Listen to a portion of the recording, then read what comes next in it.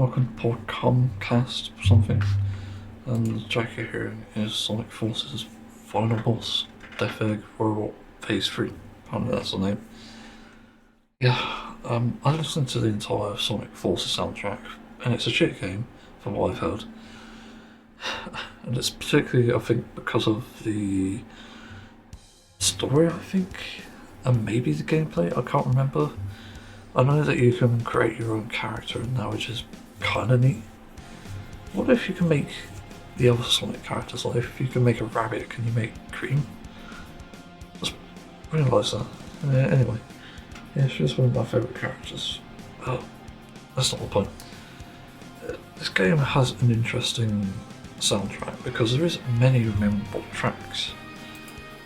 But sometimes, in a bad game like this, there are soundtracks that are often really good.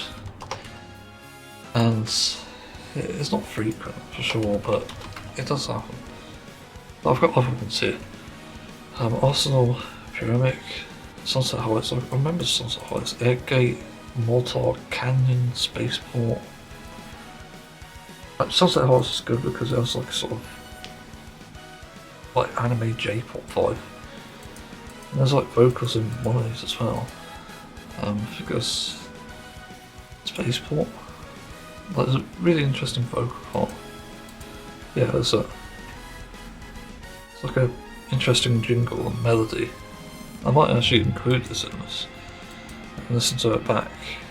And Arsenal Pyramid was actually kind of interesting too. I'll just put all the Sonic Forces ones in here so I get this over and done with. Yeah, but I really like the final boss fight one, because what makes it so interesting is just that melody, and obviously after the epic intro, but the melody that comes after the bridge just like gives such anime vibes, and it goes into the chorus, which itself is amazing, and then a solo. Like, it's a pretty damn good solo, all things considered. It's simple, but I wouldn't say it's awful. Yeah, simple solos can be good. Like, look at Red Hot Chili Peppers. Best example of that. So yeah, let's look at the other Sonic Forces songs. I already talked about Sunset Heights, a nice sort of vocal bit. No, it's not vocals. Spaceport. Spaceport, doesn't it? This melody. Sunset Heights kind of calm. What's more Canyon? I don't remember this one. It's like symphonic something. Mortal Canyon is okay, but the thing is, most of the soundtrack comprised of just weird fucking electronic shit, and I'm not a fan of electronic music exactly. You know, if it's done in a way that it emphasises a melody and isn't an annoying sort of tone. I've heard so many other electronic songs that just sound crap, but some that sound good. You know, use Culture Beat Mr. Vane for example. One of my favourite songs ever. That has a great synth sound. Like electronic synth for me. And there are plenty of others out there too. Like a lot of 80s songs have that, a lot of 90s. But a lot of the times these sort of like buzzy sort of synths don't always sound great. And sometimes they can be done really well, like here. Listen to Airgate. There's some interesting melodies in it. It sounds very Toho-esque in some parts of it. What's Arsenal Pyramid? I briefly remember this one. It's like an epic sort of 90s sounding intro. Pretty much metal, which is amazing. It's like industrial metal, I guess. It's kind of epic. But yeah, this is exactly what I'm saying. It's got that buzzy synth, which again I don't always like. But it's done kind of well here. I forgot to mention the final boss fight rather. There is a mixing issue. It's the only track that I've noticed with it. Like, all the synth is just like the natural synths, like strings and stuff. They're all really mixed high for some reason in the volume. They pretty much overshadow everything else. I don't know what that's about. It's a bit odd to me, but yeah. But that's Sonic Forces soundtrack. Basically all the ones I like from that. Yeah, it sounds like Heights is a Aussie synth as well. You'll probably hear that for a few minutes, Sonic Forces stuff. Not sure if I'll add any other Sonic tracks because there's a lot of good ones. I have 292 on my playlist, actually it's a bit less technically speaking. I'd say like over 200, but some of them are put into like Sony Vegas and they create this SFK file like fuck off. Fucking splat. So yeah. If I had to pick like one of the worst Sonic soundtracks, like I'm gonna put this out here now as like a conversation starter. It'd have to be between Sonic 4 and what was that recent Sonic platformer? Sonic Superstars, was it?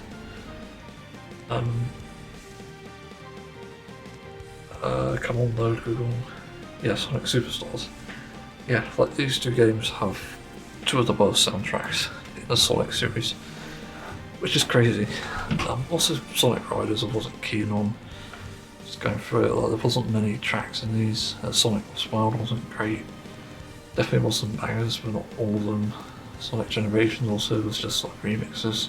Doesn't really count, to be fair. Sonic Colors didn't always have the best tracks. He had really good ones, but also really bad. Sonic and the Black Knight, yeah, that was terrible. I only have like Autumn 9 on that, so that's a track I've got here. Just comedy for the win. Sonic 3D Blast wasn't amazing, that's an old game, so I can't really forgive that for that. Knuckles Chaotix, which also, I forgot which track it was, but Knuckles Chaotix spawned the one of the Sonic Adventure tracks, I think, if I'm not mistaken. There's a melody in it that's so similar. I'm trying to find it. Where is it? I'm trying to figure out what song it is. I can't remember what track it was like mimicking. Was it 3D Blast?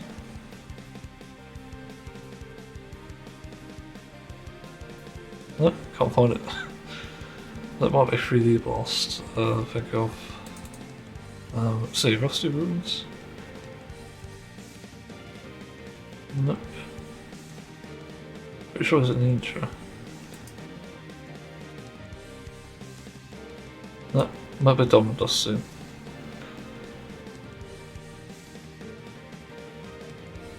No, I can't find it. What the fuck? There's definitely a track in one of the older games that made an appearance in one of the new ones.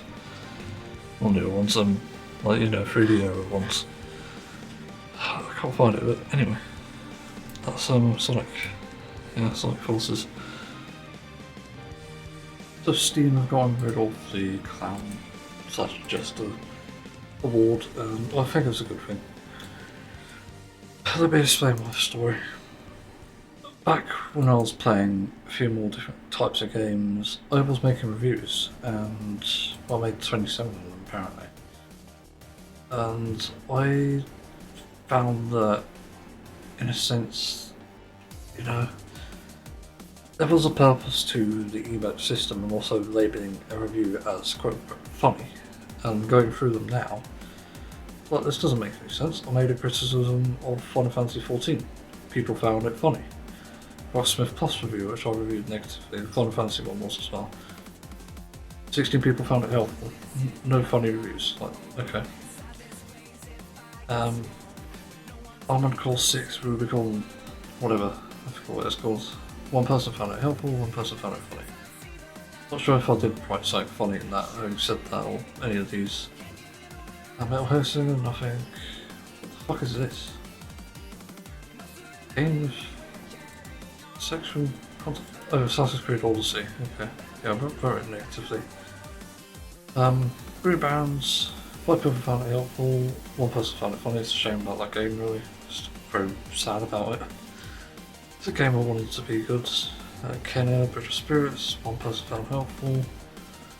And I imagine some of the other ones I made were not as well received. It's a game I said that was dated. A bit too horny.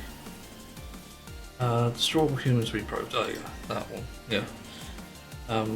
Devil May Cry 4, this is the weirdest fucking one. They've changed the rewards on it, I can see. No one found the review helpful. 4 people found the review funny. What did I mention the review? I think I mentioned my disability in this. Did I play? I was trying to think what Devil May Cry 4 was like.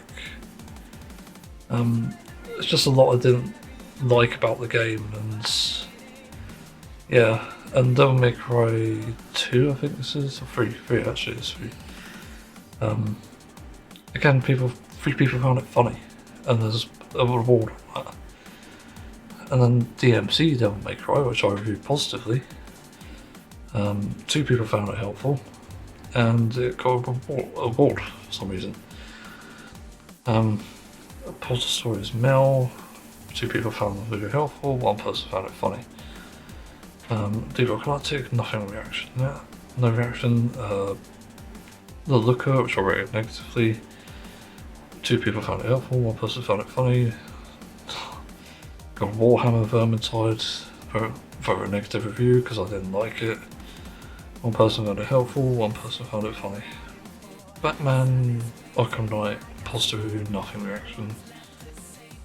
Batman Arkham City, 1 person found it helpful, yeah.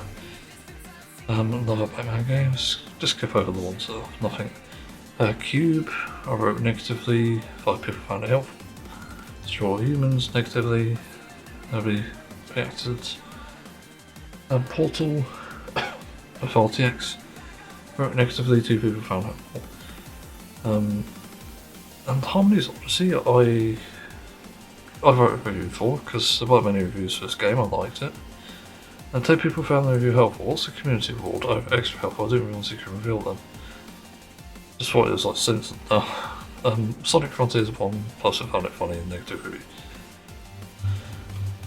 Yeah, like that's the problem though. The fact that reviews where I mention very valid criticisms, which yeah, some people may disagree with, can get just so, again, like hence the emote being clowned on.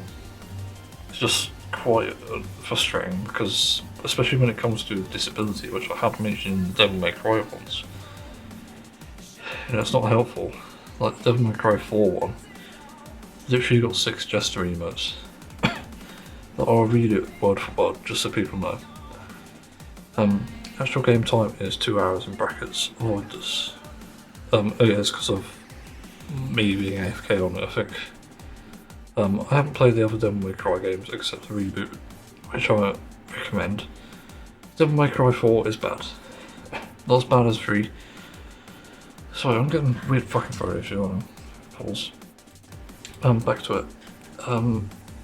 Yeah, I can't get past the first boss in Devil May Cry 3, but it's still bad, suffers from different problems here.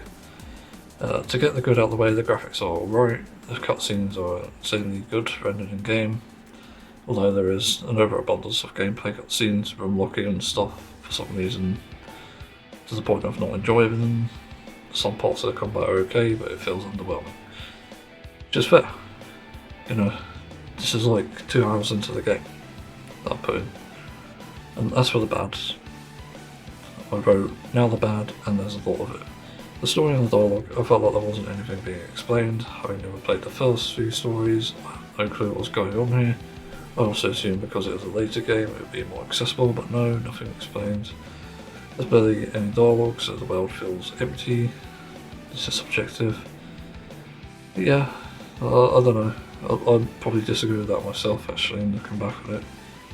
This was in 2023, so not that long ago really. That was around where I moved, wasn't it? It's weird. Tutorials, whilst okay, they're not great. They're also an automatic combo system is nice, but for some reason I think this disables the actual use of combos and actual moves. I wasn't able to dodge at all despite the game showing me how. Hold R1, press A and move left or right. The combat doesn't really hit any strong notes, the audio design is fine, but the star point system makes no sense and the enemies feel extremely tanky despite this being on easy difficulty. Yeah, because I play games on easy just to explain this, because I'm not very patient with games and to be honest, having a meltdown during gameplay is a bit just frustrating. And I just don't come out of it very well. In fact, I could come out of it suicidal sometimes because that's how it makes me feel.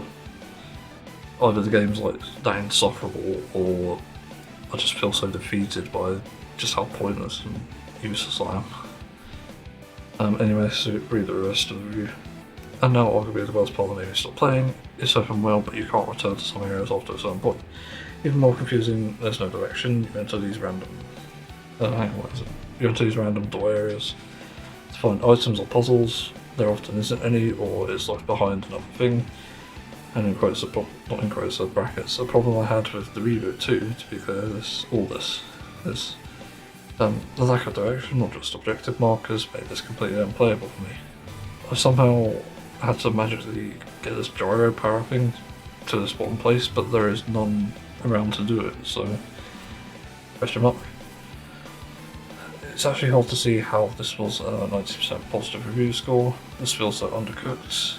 Also, the settings menu is terrible, and the game requires a gamepad to be playable. They didn't bother changing the control screen for keyboard. Yeah, like, it was a strange game. I'm starting to remember a bit of it now.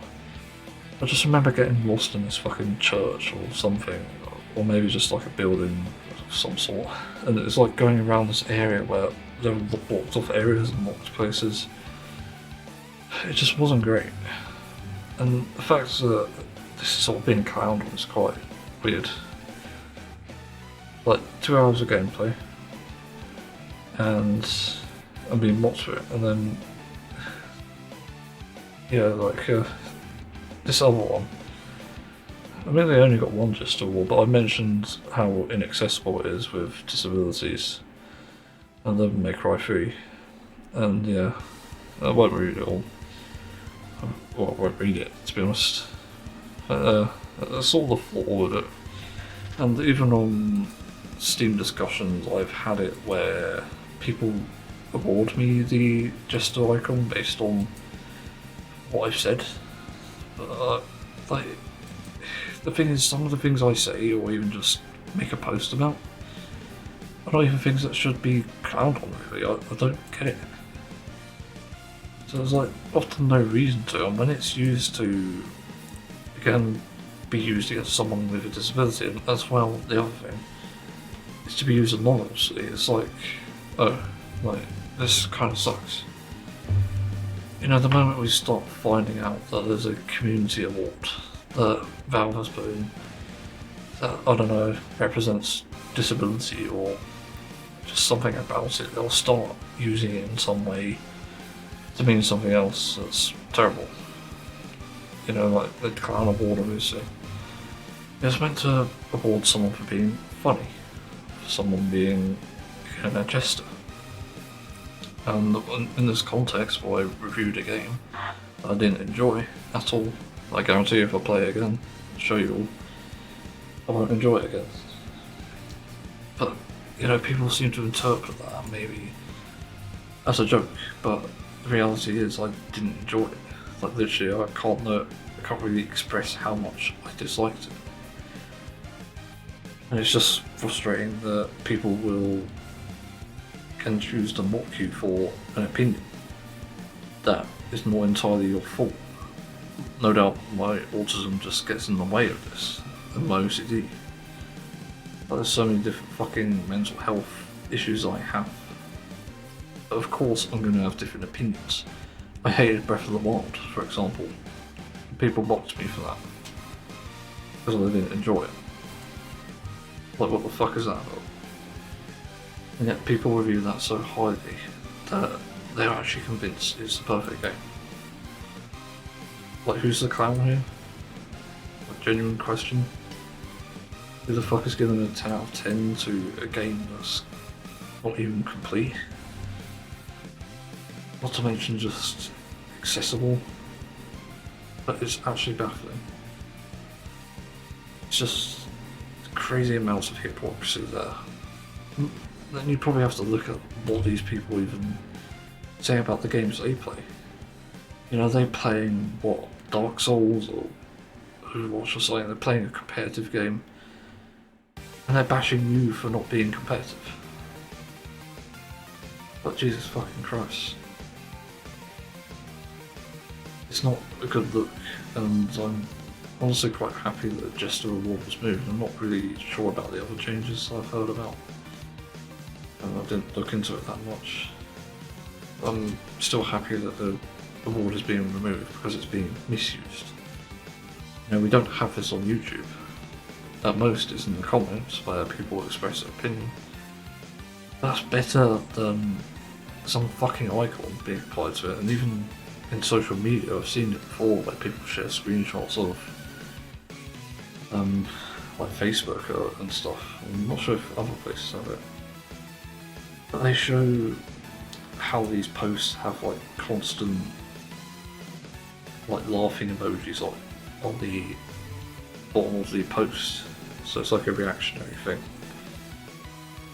This just reveals so many problems as well. It's like literally you can find a post where someone is saying like, oh, we need some extra money to help my daughter's leukemia, let's say, as an example. And you'll have some fucking cunt in there doing a laughing emoji, and probably someone commenting as well saying like, haha, well, we're all struggling for money at this point, don't be bothering us with it. Like, you're fucking kidding me. It's just a horrible situation to be in. Yeah, and that's something. I think it is progress to an extent, and I'm not sure about everything with that. But I think it would be better if, in order to, again, use like some of these things, is like to engage in the comments. Speaking of which, did I have comments open? I'm pretty sure I did. I'm not sure. Let's try and go back and see. Let's do DMC4 because that was the one with the most. Disability public. Click on it. Comments open. Yep. DMC4. What? Tell me to another one. Just amazing. 2-3. There it is. Imagine writing a review about a game that took more time playing than playing. Took more time than playing the game. What? Like, it was an optimization issue. It's just fucking bad. Jesus Christ. Oh, this is the stupidity of these reviewers. I'm like, what the fuck is a profile? Oh, private. Great. Yeah, you can't really see what these people are saying about other games. Like, they're doing this, I think, to just fuck people over. Obviously we need private profiles to stop scammers and obviously people spamming friend invites, because that's been an issue I've had personally. But it shows that Valve are just not very competent in this stuff. Yeah, there needs to be some changes, obviously. Yeah, I don't see how games can really survive on this platform, to be honest. There's definitely a lot more that needs to be done though. Did anyone said anything about the Final Fantasy 14 review? No, it's just 3 people helpful, 3 people funny. I don't know, I might update it at some point because it's a bit dated. Yeah, I've definitely changed my opinion on it, I think. Especially over time, it's gotten better for me, the more I found my groove of it. But yeah, that's that, so let's move on. So another South Park topic, and I feel like it's worth talking about because this is one of the most controversial topics of it they've covered, because even though the one with Family Guy, the cartoon wars, and yes, this relates to that topic as well, it's the same thing pretty much. It's controversial for other reasons, but this time they took a completely different approach, and it's quite interesting. So the episode I'm referring to is 200 and 201. Which I reckon are probably the anniversaries, maybe? Or 200 episodes, I mean. Not anniversary, but yeah, technically some sort of celebration anyway. But I think these are interesting, for good reason. Yeah, as I said. Where do I start with this? So I don't really want to spoil it, and I recommend you watch it by going to a site called Uncensored.com. And this is the only place where you can watch it essentially fully uncensored, but important to note, Muhammad is censored in these as well. But the speech at the end of 201 is not censored, so that's the only difference. So really you could watch 200 anywhere, but 201 you have to watch here, or wherever you can find it, because Carl's end speech is stupidly censored. I don't know why. Like, it's so dumb. Like, Dre and Matt obviously called this out years ago in Cartoon Wars. That's over 4 years ago now.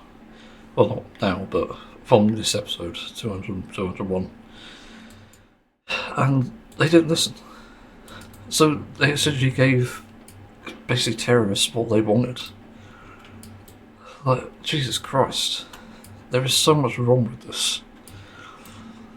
So, yeah, it got censored again, and the episode revolves around a bunch of celebrities which were mocked on South Park, which I found kind of funny. Yeah, it's definitely one of the most entertaining aspects of this episode. Just seeing all the references. I fucking love the fact that Spielberg and Lucas have Indiana Jones with them enslaved. That's just, oh my fucking god.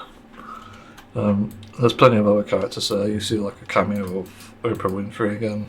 And you see, I can't remember if it's, I don't know if it was Britney Spears or someone else. I cannot remember that.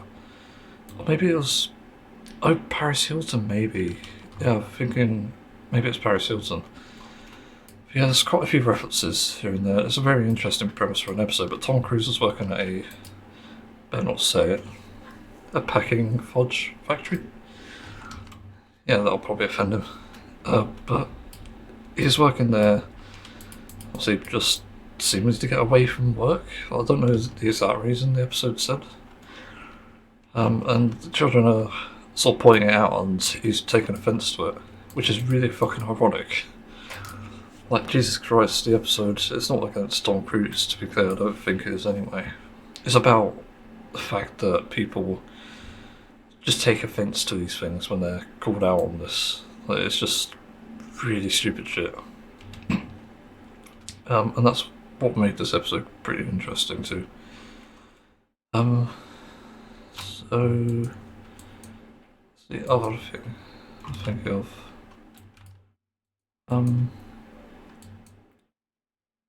what happens next? I'm trying to think. Yeah, celebrities want to sue South Park, so they have to come up with a solution, and the solution is to bring the Prophet Muhammad to South Park and basically get him to go with the celebrities so that they can do something with him. But they sort of know that they can't actually do that. And, yeah, let's skip ahead a bit. The Gingers get involved. They have their own fucking army. Mecha Streisand is awake, and there's a lot of references here. There's even a lot of references to characters of old. I'm not sure if Chef appeared, but I know Pip did. Well, you have to wait and see. And what was the other one? Mephisto, yes, we get to see him at the end, because Eric is also questioned who his father is. And we do actually learn who it is. And honestly, it's a pretty good reveal. Question mark, but I'm not sure if it was. Is that a good reveal that I can't really tell? It's a bit of an odd one, but it's not a big deal though. I will admit, it wasn't the best reveal I've ever seen. So yeah, eventually I sort of realise that they're trying to fake out everyone with the fake Muhammads basically, and they figure it out, and then they start turning on the town, trying to destroy them. And also there's all these threats about terrorism and stuff. There's also some funny jokes here and there. I think one of the best ones is probably like when they reference Muhammad, they sort of say like, "Can he show that? Can he say that?" It's like a reference to all the censorship bullshit. Just pretty clever. I'm not gonna lie. Then what happens? I'm trying to think. God, even there's probably short-term memory loss, to be honest. Yeah, they go through all that, and eventually they just end up in Mephisto's place and get essentially captured. Like Eric is being dealt with by a surprise guest. I won't spoil who it is because it is not really surprising, but it's also quite interesting. And that's also where you learn about the father as well. But the other thing, I suppose, yeah, celebrities make a deal with the gingers who can sort of argue over who gets to use Muhammad's blood to get the. Because that's the thing, they want Muhammad to basically be invulnerable to sort of a mockery and criticism and stuff. You know, essentially how Comedy Central handled this shit, what, 4 years ago, from this episode, and then handled it again here, it seems.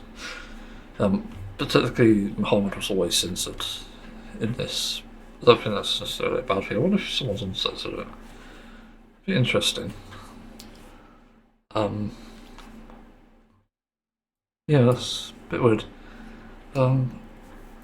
So they do the transfer, and they think that they've won. They've got the blood of Muhammad, and so they can't get mocked, joked, or ridiculed or anything. So they basically think they're invincible. And then Carl says something to Tom Cruise, who is now supposedly invincible and censored as well, in a funny way. And he's actually not invincible, it turns out. And the speech actually explains this. I don't know why the fuck they censored it, but it seems like Comedy Central really wants the terrorists to win. Which would make Comedy Central terrorists. I wonder if they're still going, actually. Is Comedy Central still going? As of November 2023, wait, what's this? 2000, 2011, 2018, 2018 to present. Ah, okay. So they're still going, sadly. Jesus fucking Christ. Yeah, South Park episodes. Let's see what they said about this. I'm interested. Because the speech wasn't bad at all. It's basically, to sum it up, spoiler here, in case you don't see it anyway. Basically, like cartoon violence against someone else is fine. And I was confused why they censored this. Like Cole said, I put one quote here. It's because of the magical power of threatening people with violence. If there's something we've all learned, it's that terrorizing wins. Which, yeah, I guess it does. But that's the thing though, because both sides will do it like endlessly, and there isn't really a response to that. So the fact they censored this itself is just fucking crazy. Like, it's not really endorsement, and again, it's like people are just completely up their own arse when they consider these topics. Like, it's actually crazy. Like Comedy Central for sure is up their own arse because this message really, I wouldn't say it's harmless, but it does have harmful elements. But it's not essentially saying like, oh, go out there, bomb people. It's literally saying, poke fun at them. You know, poke fun at these bigots, at these terrorists. Like, poke fun at them because they deserve it. Yeah, they're completely wrong in what they're doing. Just by virtue of the fact they are terrorising people's lives. It's not the wrong thing to do, at least as far as I'm aware.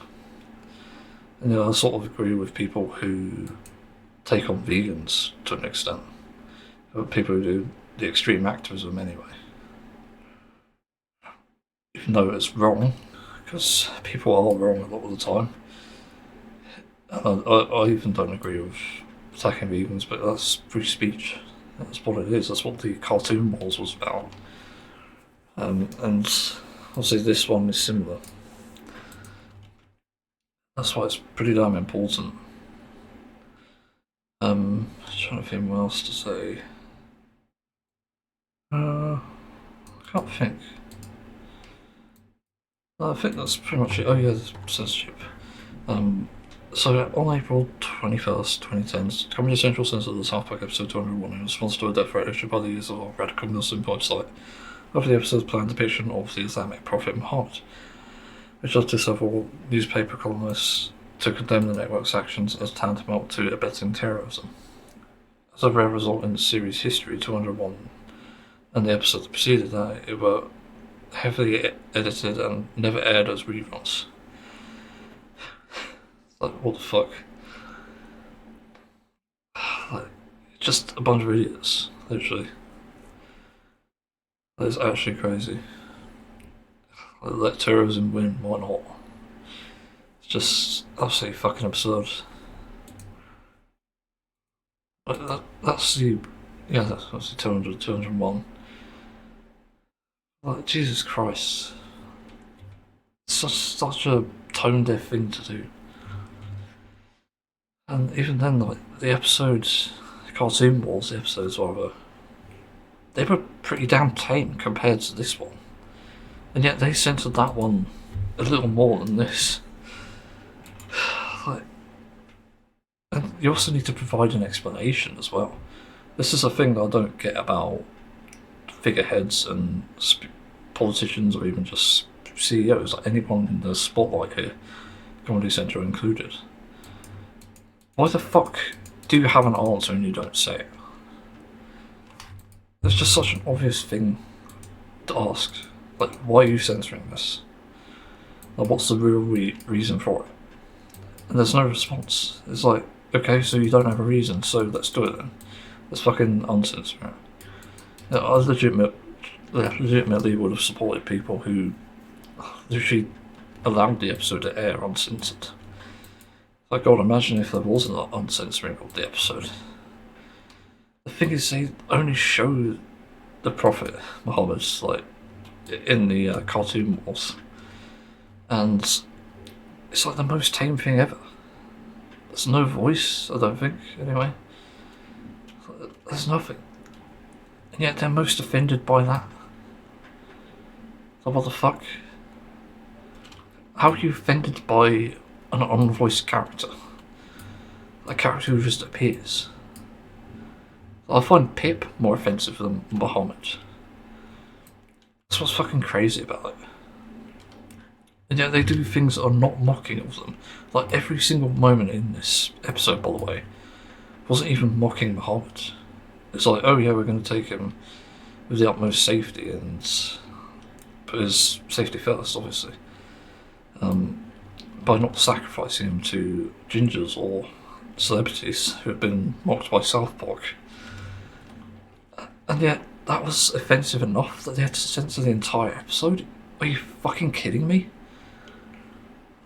Like, good luck censoring anything I make now. Like, fuck off. This is why I don't operate from a corporate structure, essentially. Like, I don't have any fucking ties to it and I don't want it. I want to be able to express myself however I want to, and that's obviously what Matt and Trey want to do in South Park. And that's a good thing. You know, even though it is sometimes wrong, it's still a good thing to have, because it keeps us in check. It's like, oh, this is a reminder for me in the case of a bad take. It's a reminder that I'm still correct in what I'm thinking, because nothing was actually debunked about this or refuted. With something like this, it's like, yeah, like, wait, what was I saying? Sometimes I just blanked. It's probably because I'm getting distracted. Like expression, yeah, freedom of expression. It's like stupidly important, like for anything. You know, there are cases where you have to intervene, obviously, but also just you should talk to people about these things.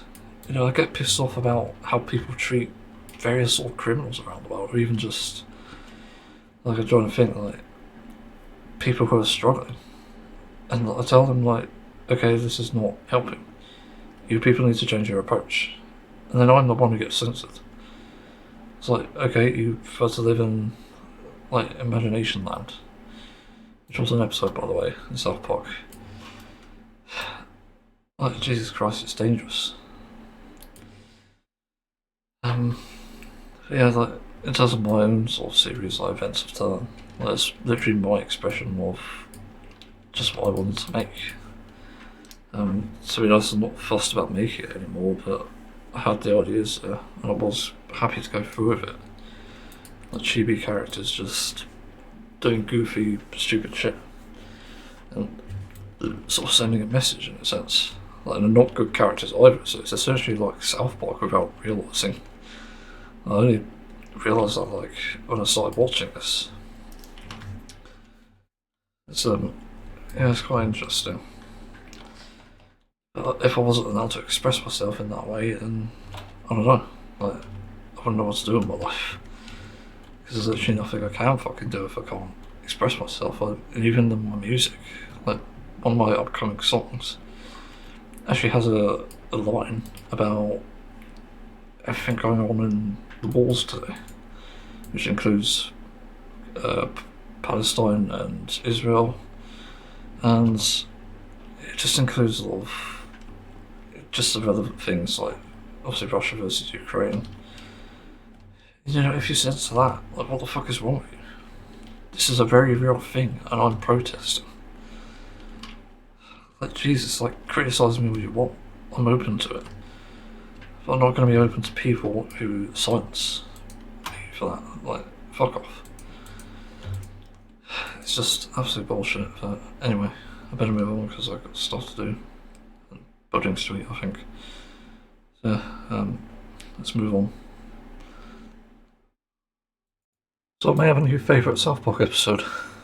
Like, what the fuck? It's actually crazy. But it's just insanely clever and insanely stupid, obviously, because it's absurd. But I love it. I'm talking about season 14, episode 11. Going to hindsight. This is just fucking genius. Like, it's so fucking clever. The fact that we also got, obviously, additional quote-unquote superheroes in South Park is cool. But I briefly remember things from the game, like South Park Fractured Butthole, which was based on superheroes here. Don't remember much from it, and I did look it up briefly. Apparently players didn't really like the combat. Yeah, I don't really know what that's about. I didn't play it myself, I just saw, I think it was RT Game play it, if I'm not mistaken. Did RT Game South Park Fractured? Maybe he hasn't played it yet. Come on, Google. No, I don't think he has. Interesting. So yeah, to see that. Be fun when he does, if he does. Well, it could be a failed game even, like maybe just didn't play it. But no, I need to talk about the episode. This episode is what spawned, I think, one of the memes from this series. And it's such a recognisable meme as well, you'll know when you see it. It's an episode worth watching, obviously, but I haven't watched the next two, which are related to it, I think. But the funny thing about this episode is just it does everything so well. You know, just obviously a warning, I'm spoiling much bit here. Yeah, again, the characters having more superheroes is good. But that reveal when we see like who's that in the sky? Of course, it's Captain Hindsight. Like, what the fuck? It's so funny. I literally roll on the floor laughing funny. It's so stupid, but it's also just genius. So that gave me a good laugh. And then up and after that, obviously the Goon and friends are not happy about this because Captain Hindsight's not part of them. They try to figure out a way to get Captain Hindsight on their side. And, you know, Eric's doing this and he sort of fails anyway. But as they're sort of going to the thing, I forgot to say this actually, as they go into this fire where Captain Hindsight first appeared, Leanne is talking to Eric, obviously, well, all his friends, everyone pretty much, I think. They're on the way there, and Eric's saying, like, can you get a fucking move on? then she talks back to him. Like character development, finally. And also Leanne as well. She doesn't get much representation for some reason in these later seasons. It's a bit odd, I will admit. Not sure what the reason is exactly. But that character development is amazing. You know, the fact she's actually taking action with Eric is oddly satisfying. Like, it's not an unusual thing to say, but yeah, like, it's good character development. And Eric has to play along as well. It shows that the Dog Whisperer did his work. And I think you'll know what I'm referring to if you've seen the episode. Fucking, it's crazy. Yeah. But Eric's not happy about this, and he's like a lone coon now. I was going to say lone wolf, but lone coon is probably more accurate. Then what happens? Yeah, the oil company drills oil, spills it out into the ocean, is killing obviously a bunch of the sea life there. Aquatic life rather. And Captain Hindsight is there to give advice like, why didn't you put a backup valve on the backup valve on the backup valve? It's so fucking dumb but genius. Like, Hindsight as a character is just, again, that's the gimmick. It's like you should have seen these things in hindsight. Like, it's so fucking good.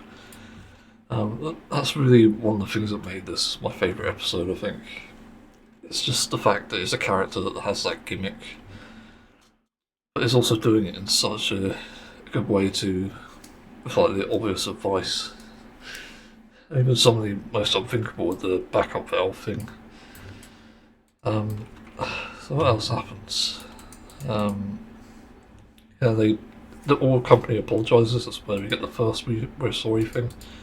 It's not the one that we recognise. And then they do it again, and then drill a hole into the other dimension. It's fucking. It's so good. I don't know how they even come up with this. It's insanely good. But they drill a hole into the other dimension and bring out all sorts of horrors, and they apologise for that as well. And they sort of realise that. Oh, wait, was it? I can't remember. I thought they had a second apology before the third one, but maybe I'm misremembering already.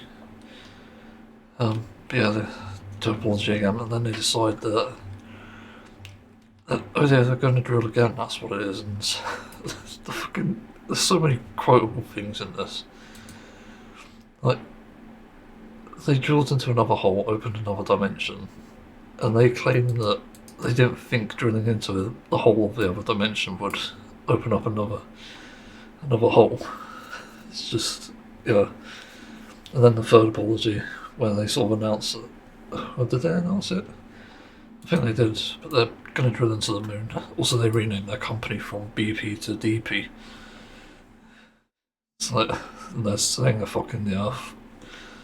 Yeah, it's just genius. And also the fact it's also kind of a critique on how stupid oil companies are, like how damaging they are to the planet. Like, weirdly enough, it's like one of the most eco things I've heard from this series at the moment, anyway, other than the Priuses. It wouldn't surprise me if they're actually familiar with our Matt and Trey here. Yeah, it's certainly an interesting thing, interesting discussion.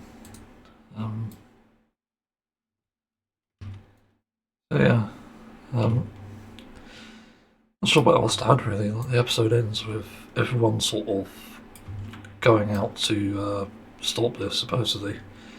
Yeah, and Butters is posing with, because Eric tried to blackmail Captain Hindsight with Butters pretending to be Courtney Love, and Hindsight is convinced that he's being blackmailed. So yeah, I'm trying to think of what else happens. I think that's it really.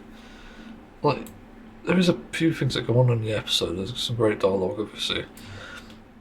But yeah, I'm curious about like the identity of Mysterio and also other characters. Like, who is Mosquito Guy? Well, I genuinely don't know, because it's easy to figure out Stan, and this is like a fake out with a bunch of characters there. and they're not actually who they seem. But I'd actually have to say like Mysterio, maybe Kyle, of all things. Like that's the thing that I'm wondering though, because Eric first had a really big hatred for him when they first met. So I don't know. If I have to say who is who, because even though Kenny always appears sort of covered, I would have said Kenny was Mysterio, but I can't be too sure. It could be the candy guy. But also, remember that Kenny's poor, so I don't know if it could be Kenny. Like, where would he get that stuff from, especially such clean materials? Unless he stole it from school or something. I don't know. But then again, does Kenny wear his pants outside? Pretty sure he does. So I don't know. It says Mysterio in the next episode. Mysterio's true identity is revealed. Meanwhile, the Coon is scorned by his fellow Superman heroes. Yeah, I reckon it probably might be Cole. I'm not sure who Kenny would be as the other superhero, like Mosquito guy. Could even be Iron Maiden. You never know. Like they could switch out TV with someone else. Just some really absurd plot twist. I don't know. Some magical thing about the South Park. It gets you doubting your immediate suspicions. Like you're not actually able to read it immediately. So you kind of have to, I don't know, like not be careful with that, but just guess correctly. I don't know what the correct term is. Anyway, I'll stop talking about this, and if anything else comes up, I'll mention it. South Park Season 13, Season 14 review. Yeah, I'm surprised by these because I think there are some good ones, but there are also some shit ones in this season, or I keep saying series. Episode 1 was very funny, but very good as well, very good message. Episode 2 is kind of funny-ish. I wouldn't say it's the funniest episode I've ever seen. Episode 3, Margaritaville, is actually really good. It says Emmy-winning episode again. But when did they first do that? It was like there was another episode where they did that. But they kept like putting the Emmy on screen. It's just fucking, yeah, it's like Emmy-winning shows, like it's like crazy like that. Funny. Let's see. Episode 4, Eat, Pray, Queef. Very good episode and good message. Actually, was it a good episode? I think I was a bit mixed on it actually. I liked the message, but I wasn't so keen on the humour. I'm not really like that. I don't find files that funny.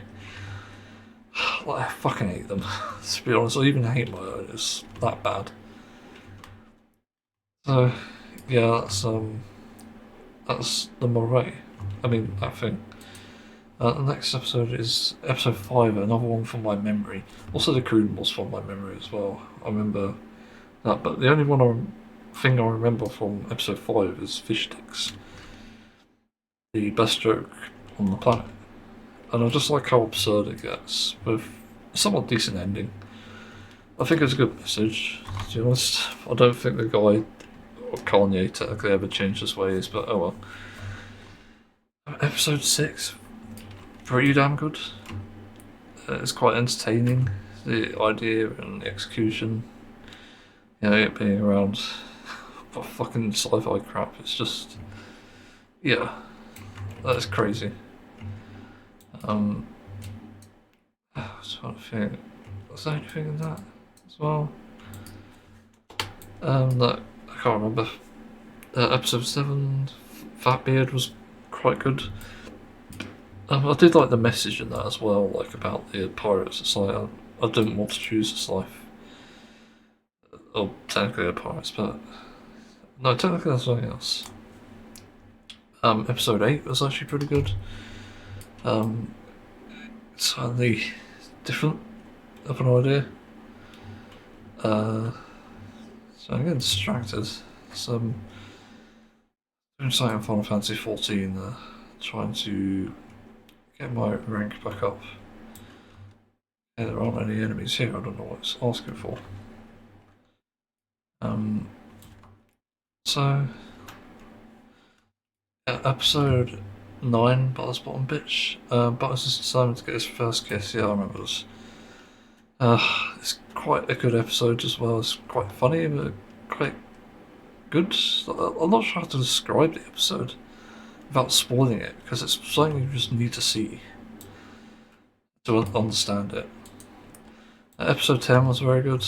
It's fucking very good sense of humour. I did really enjoy that.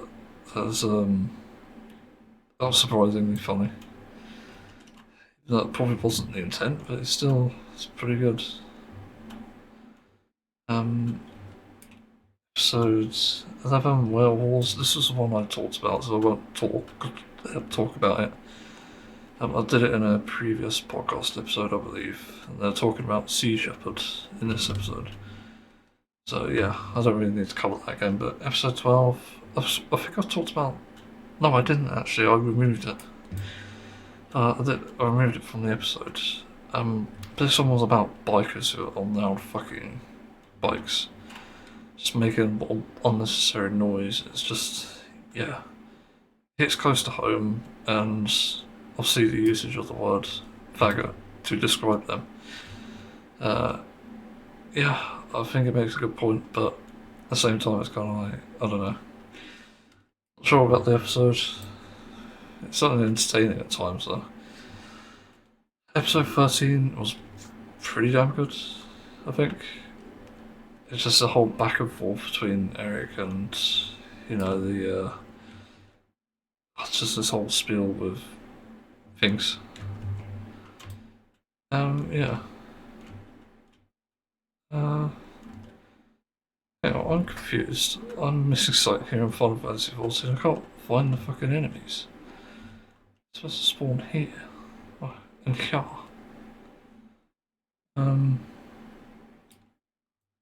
It's just not marked.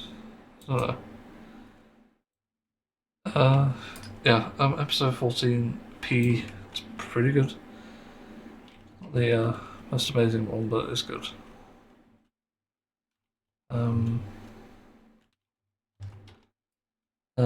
Let's go on to season 14. I think season 13 was pretty strong, even though it had some meh episodes. Episode 1 of season 14, I think was okay. What was this? The latest in scientific tests reveals some... Oh yeah, sex addiction one. Fuck's sake. It's so dumb, but it's so funny. Episode 2, similar thing. Pretty good. Pretty funny. Episode 3, another one from my memory. Unlocked. Because I remember the bouncing balls and testicle accounts. I was a bit unsure about mentioning that. Because I didn't want to come across as being ignorant about this, but actually it turned out to be what the episode was about. It's really funny. It's just... the entire fucking concept of it is just... it's so absurd. That's why I love it.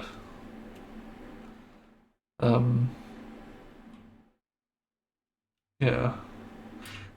Next one is episode 4 is actually pretty good too. Not my favourite one, it's good, but it's not amazing. It's about Facebook. I certainly remember that craze. That was a thing. There's a... oh, okay. I got it. I just need 3 of them. Fucking cunt. Episode 5 and episode 6, these were interesting. Because they got censored, I sort of briefly talked about it, but it's sort of revolving around multiple story points. Tom Cruise sues South Park and wants to get Muhammad to get his ability to not be ridiculed. As you can expect, the episodes were banned and censored. But I don't know why they needed to do both, it's a bit stupid, have one than the other. Fucking dipshits.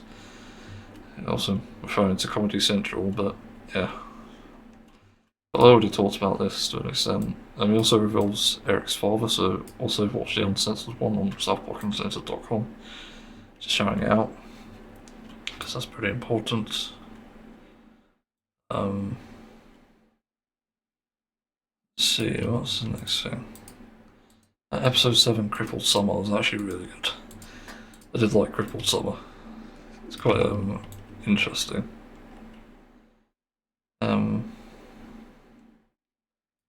Yeah, it was a episode for sure. Not really much bad to say about it, to be honest. A lot of these episodes tend to be good anyway. Hang on. Episode 8 was pretty good. Poor and Stupid. It's going into more the absurdist stuff now. Although, technically 200 was anyway. For sure, yeah. But it was good. I wouldn't complain about it. Episode 9 is a Jersey thing. This is fucking absurd. I do like this one actually. Yeah, it's pretty good. It's just very sort of entertaining. And also just the way they fucking resolved it. Jesus Christ. Fucking, I can't believe that. Like, I've seen a lot of those types of jokes. You'll see what I mean if you watch it, but never something like that. Jesus Christ. That is a bit like a collar tugging. Like they ban 200 and 201, but they don't ban this. Like, it's so fucking weird. There's obviously something going on there. A conspiracy. So episode 10 is actually really good. It's funny and also just interesting. But I have seen a video title that maybe put it in to watch later. It might not be a very good episode in terms of message. It's sort of mocking the fact that people have hoarding disorders. And yeah, it's a bit kind of, yeah, a bit edgy. I don't know how to describe it. But then we got my favourite episode in South Park again. Episode 11, Kuntu Hindsight. Everything about this episode was just perfect. You got everything. You got character development. Also, you got that through the next 2 episodes as well, because it's the same storyline. And it's pretty much the same thing from there.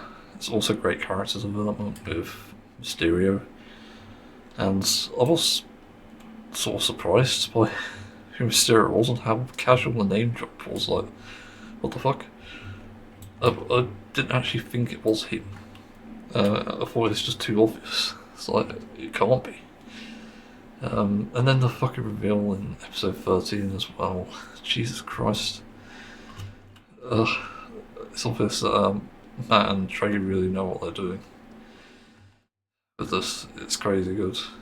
And episode 14 was amazing as well. Episode 14 was just really entertaining. It's funny as a concept, and I remember seeing like adverts for shake weight on YouTube as like inappropriate adverts. It's like one of those stupid things. It's just like, wow. Yeah. The shake weight was a thing, apparently. So yeah, season 14 was actually pretty damn good. I do like season 14 a lot. I think it's probably my favourite of the entire series now. Like, if I could do another word search, like, let me check the ratings. Hello? Okay, word wasn't expanding. Needed some Viagra. Let's go back to season 13, there we go. So I've got ratings here. Episode 1, very good. Episode 2, good episode, but I was a bit on the fence. Episode 3, very good. Episode 4, very good. Episode 5, okay episode. Episode 6, okay episode. Episode 7, okay episodes, a lot of okays. Episode 8, very good episode. Episode 9, good episode. Episode 10, very good episode. Episode 11, okay episode. Episode 12, very good. Episode 13, good episode. Episode 14, very good episode. So season 14, episode 1, good. Episode 2, good. Episode 3, good. Episode 4, okay. Episode 5, very good. Episode 6, very good. Episode 7, good. Episode 8, good, question mark. It's got a lot of quotes that I liked. Episode 8, episode 9 rather, good. Episode 10, very good. Episode 11, very good. Episode 12, very good. Episode 13, very good. And episode 14, very good. So yeah, overall, very good seasons. Yeah, quite surprised by it, and it's really going to that, leaning into rather the absurdist bit, but I also like that they're bringing back some old characters, which is great, because I missed some of them. It was quite surprising to see how many appeared in 200 and 201. It's obvious that they're essentially doing like a sort of either a send-off or a blast from the past, like something like that. Yeah, that's just good. So, as I'm halfway through the entire series now, somehow, I have to mention what my thoughts are on this, given I started quite a few weeks ago, and I was a bit sceptical. And I gotta say, it's good. It's aged well, for the most part. Obviously, some of the language, I don't know. Has it? I don't know. It's really hard to tell because it was more popular to use that language at the time. You know what I'm talking about. I don't know. That's one of the strange things with that. Cause yeah, like it may not have aged well, but that's kind of not the point. Sort of used as an expression rather than a way to discriminate, which is completely different. That's why they bring it up. And, even like episode 14 here, that use the art board still. So it's just kind of like hit or miss really, like you don't need to pay attention to it as much as you probably should. It's really not a big deal, given, again, how far in the past this was. Like what year is 2010, is it? Didn't actually catch the date for some reason, maybe 2009. Yeah, it's like, it's not a big deal, seriously. And I'm not really offended by it, even as technically in the class of like two of these people anyway, that uses that language. Yeah, so my thoughts on it, obviously, overall positive. Like, believe it or not, this is actually going to go in my Hall of Fame, regardless of whether the rest is shit. Simply because it does what Simpsons does, but a lot better in some ways. Even storytelling, believe it or not. It's more absurd, it's more wacky, it's got such good jokes that land nearly, like, I would say perfectly actually, not nearly, just perfectly. Every single fucking time there is one. I think one of my favourite jokes from the series, I forgot what it was, season 13 or season 14, it's one of the episodes. There's the one where they're talking about how rich men were fucking, they were sleeping with women. Sex addiction, that's it, sexual healing. And they give this chimpanzee a bunch of money, I recommend you look it up. And the chimpanzee just starts having sex with all the other chimpanzees and then gets assaulted by one. And then it's sort of like made to take a beating and then jump to the scientist, and then the guy's asking like, what's this chimpanzee doing? And the scientist explains like, oh, he's talking on his public talk show thing. It's like, it's so fucking funny, and you get to see that as well. It's like apologising on his public talk show, that's it. It's so good. Seriously, I cannot fault it. It's such a good sense of humour. It just works. It's so ridiculous and absurd. Yeah, it's hard not to laugh at that, really. That's my thoughts on it. So, yeah, see about that. I've got to move on. Well, I've got two interesting topics. Sorry for the noise. I'll find a limiter at some point, trust me. So you have to hear that shit. But first one I want to talk about, because I've wrote this down. Old phrases that have gone out of fashion. I got reminded of this with South Park. And this happened with, you know, the episode about obviously World of Warcraft and the episode about Facebook and how phrases have just completely gone out of fashion. Like, I think one of the earliest ones I remember is like a kid. Like the only one that's lived through the years is probably LOL and what's the other one? Noob. That's it. Like what other phrases were there? Like I'm curious if there's a way to look this up. Let's see. Phrase or rather online phrases. Phrases from the early 2000s. So let's see what there is. And slang, yes, I forgot it's technically slang. There's a Reddit post, also decadology, but I don't know if that's a good thing. Oh yes, I remember a lot of this. The few that this user can think of: memory play, epic fail, ZOMG. I still don't know what that actually means. I remember seeing a lot of that, and it's like, I'm pretty sure it means like zombie, oh my god. What does ZOMG mean? It means it's a popular urban dictionary, okay. ZOMG is a variant of oh my god.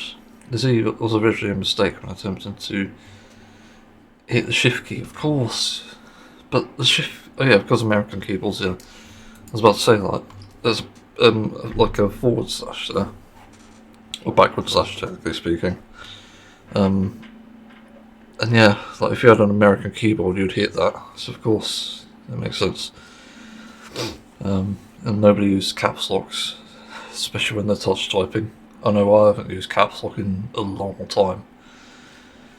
Even then, if I've put it on, it's by accident.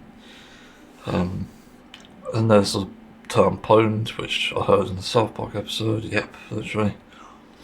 Just means getting super owned, but with a P.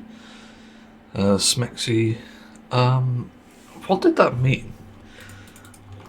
What does smexy mean? I know it means sexy, but in what? A slang term for sexy usually is playfully flirty conversation. Yeah, I can still see that. And then there's also like word sentences called saying like "get a life" or "in your face" or "you got served." Keeping it real. I only remember "get a life." I don't remember the others. It's probably more of an American thing. I remember XD. Yep, that was a blast from the past. Some people still use it. I actually saw it in the Twitch chat like yesterday. So someone said like XD, but without the capital D, so it looked a bit awkward. Get crunk. I don't remember that. There's a reply to that though. Actually no, it's in the comment. Lee. Technically Lel. Which I'm pretty sure is like another way of saying laugh out loud. Yeah, I remember a lot of these. Oh yeah, your mum was a pretty big one in your mama. That was big. We also had like obviously slurs that we used to say. We used to call each other N words. We used to call each other F words. Also the R word. And I think that's just gone out of fashion now, obviously, for good reason. Trying to think what else there is. Anyway, it's a good job it gave. Yeah, there's obviously something in South Park as well. Not sure what else there is. Someone said the term metrosexual. Fuck's sake. South Park had an episode on it. 1337, finally someone said it. I still use that to this day. I'll just reference it really. It stands for LEET, which is the axle. Yeah, someone says the axle there as well. Or beans. Yeah. What else? I don't know if there is much else there.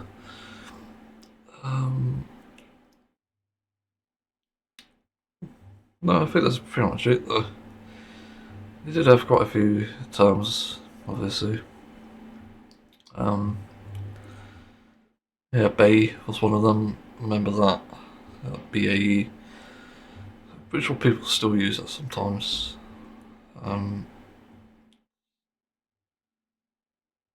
We also had like different spellings for lol. Rather than for lol, I think that's one.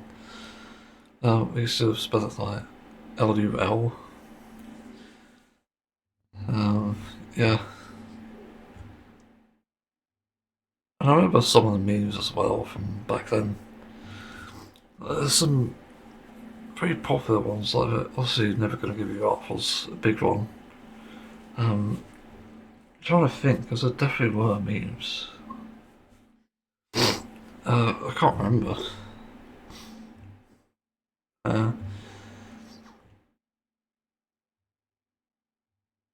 Yeah, I don't know. That's pretty much the thread though. Yeah, the 2000s was a different beast, and things only really started to change around like 2015 or 2014, I'd say. I'd say it's for the better in a lot of cases. But, you know, it's just really a blast from the past. There's not really anything more. Just a really interesting thing that obviously happens. You know, it had a lot of phrases and stuff in the 2000s. And that did go out of fashion at some point. I'm trying to think of popular things as well, like drooling over gaming systems and stuff was a thing. I remember when like the GTX 1070 was like the king of video cards, and also AMD was like seen as the worst brand in existence. Strangely enough, they made a good comeback, especially with like graphics cards or other than CPUs, because the CPUs kept overheating, and that was like a massive problem. And like nobody could be able to keep an AMD CPU running without it crashing. So yeah, obviously that caused issues for people. So I think what else?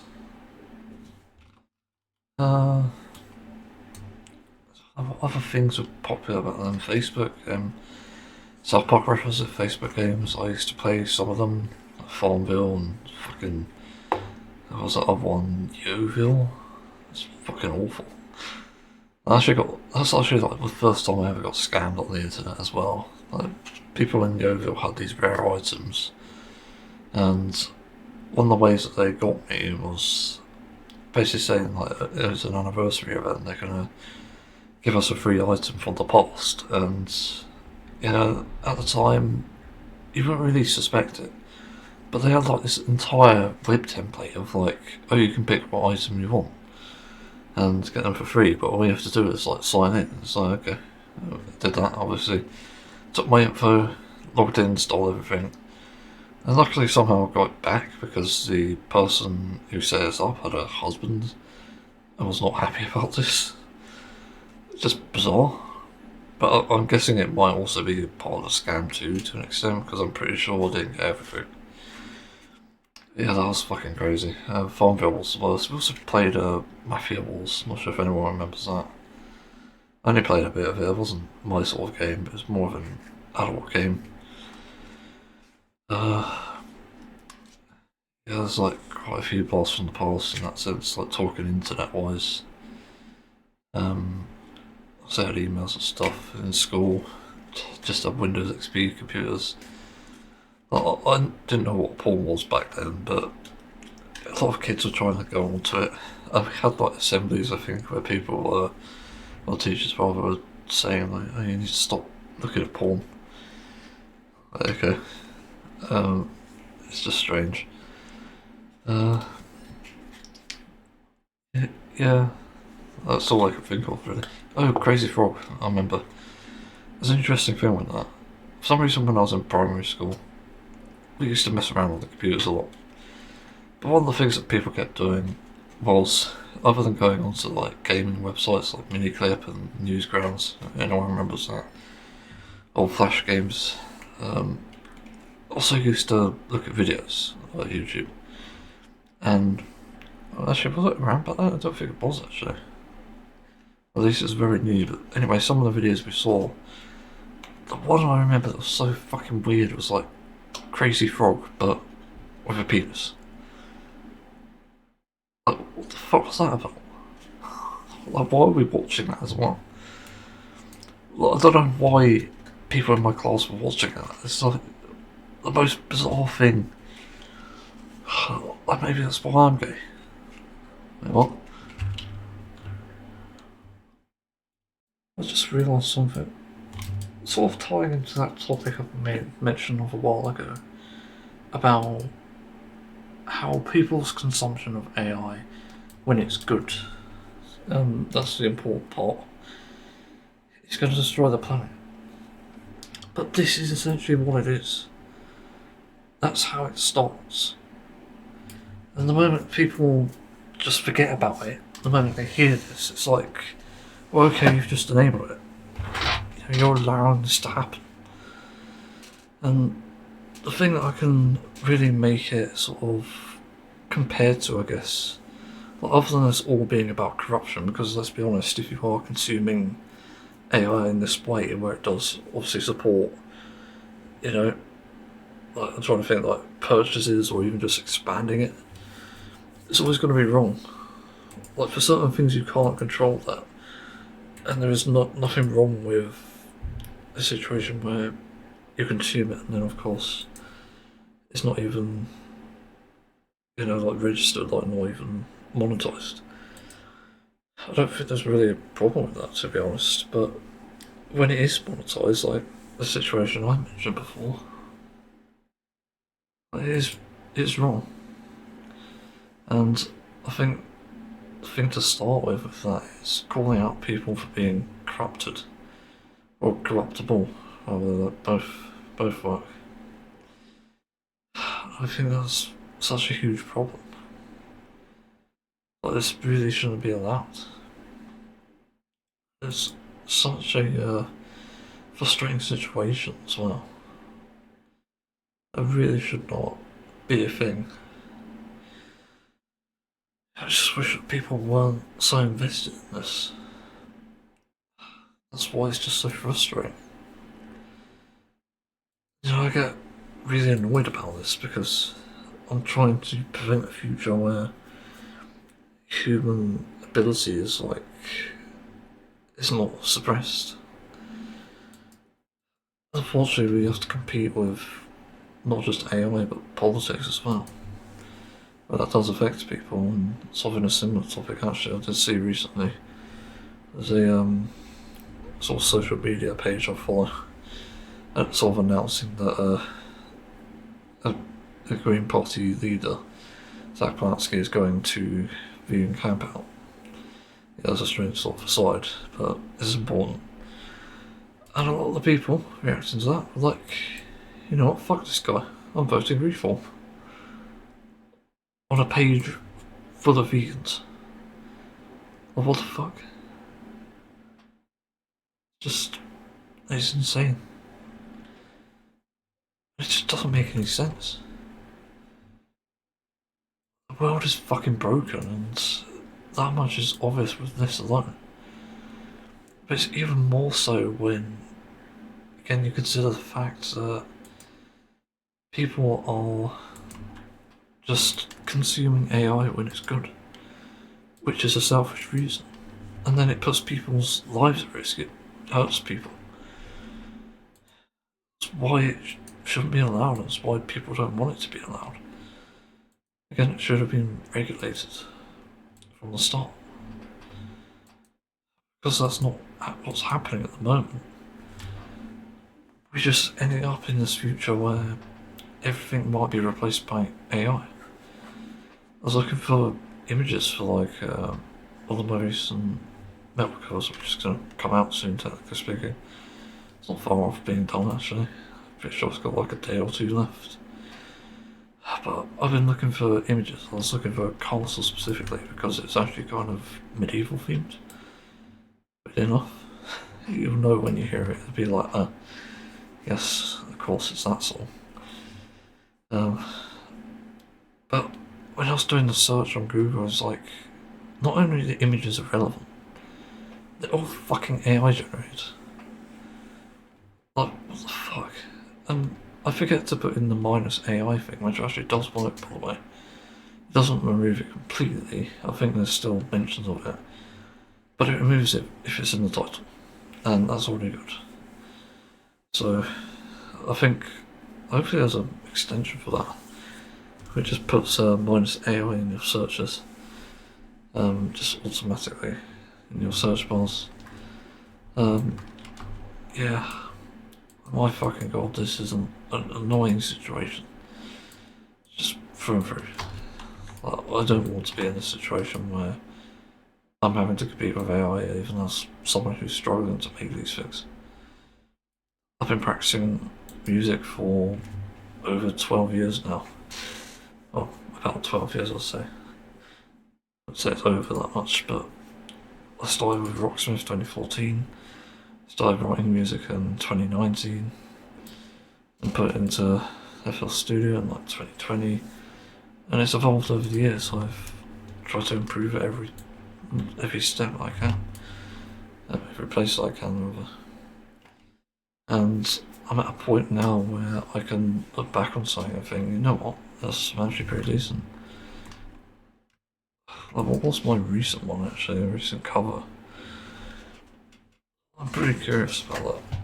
I can't remember if I made it.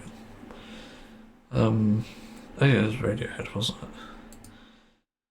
It turns out I could have fucking pitch shifted it, but me being a bit stupid, didn't really click there. Yeah.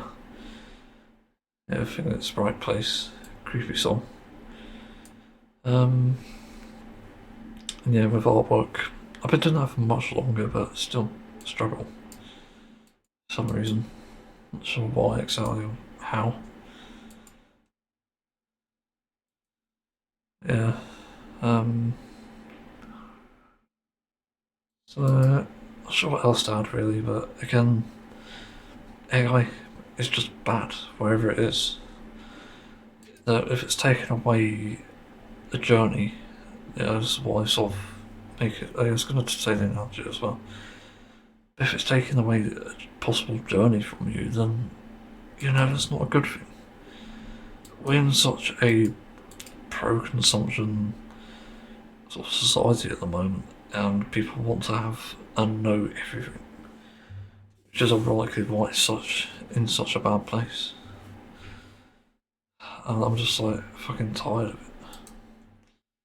And I've been in a situation where I've been selfishly consuming things myself.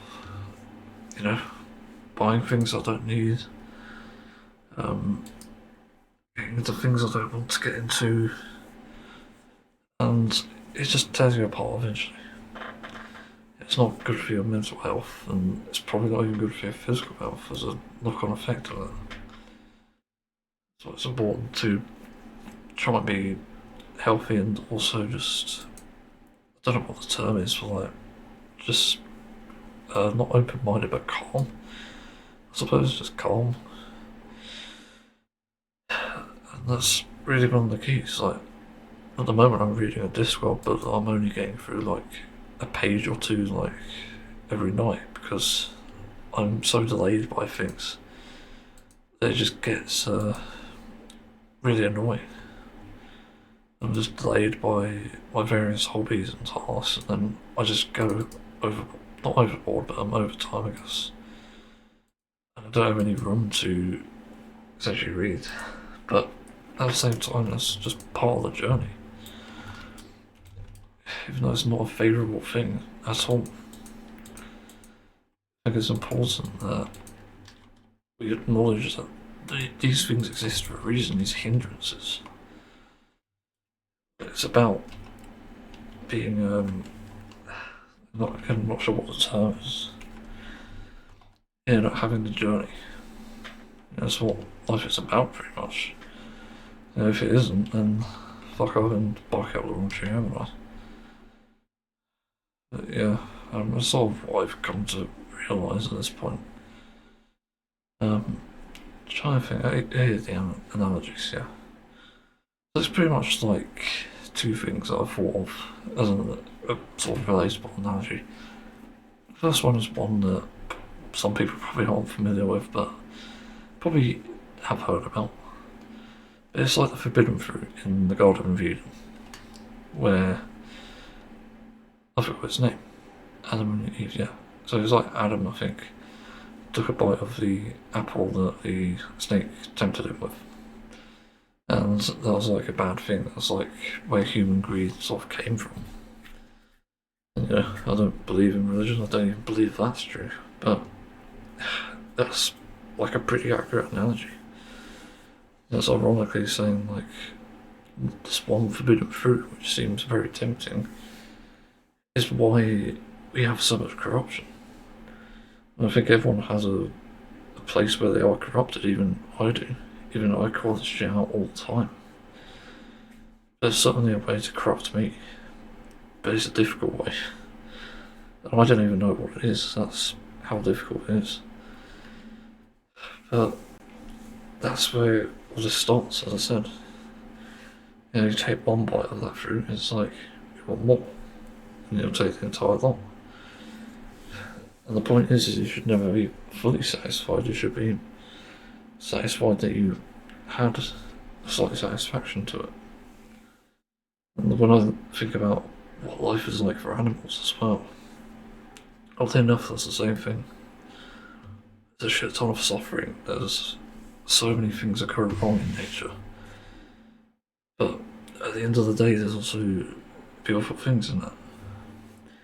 I'm trying to think, like, sometimes it's about food, sometimes it's about companionship, or even community, as they do exist in the animal kingdom. It's even about exploring and being curious as well. And not to mention, obviously, cute baby animals. Like, probably one of the best things other than nature as well. Nature can show some very beautiful things too. But on top of that, you get the opposite, which is a shit ton of pain. You get weather, you get so many things. It's like a strange balance, but that's why it's there. Which is why pro-consumerism is so bad. And any billionaire watching this by any chance, listening even, listen to what I'm fucking saying. You can't have everything and expect the world to treat you nicely, let them be, or let alone have you be happy. You know, it's not possible when you just have too much of one thing and too greedy about something. It's what causes these really corrupt thoughts, even the thoughts that are evil. And no doubt that some people probably started from zero and then became billionaires over time. But where they can go from like nothing to something is exactly where you start to see the corruption. It's when you have too much on your hands. This is why I say I never want to have too much money. And if I was entitled to a lot of money, I wouldn't be spending it on myself. I'd buy the bare minimum. I don't need everything. I just need a satisfactory situation. If my computer's going wrong, okay, that's bad. I'll replace it. But as my computer isn't going wrong now, I don't need to. That's how you avoid this. It's about looking at what's in front of you and then deciding whether you actually need it or not. Yeah, this sort of ties into an even deeper discussion for the last analogy about something like supporting something kind of controversial. Like people like mukbang content on YouTube, which I don't necessarily agree with. I think it's greedy, again, that's sort of the corruptible part.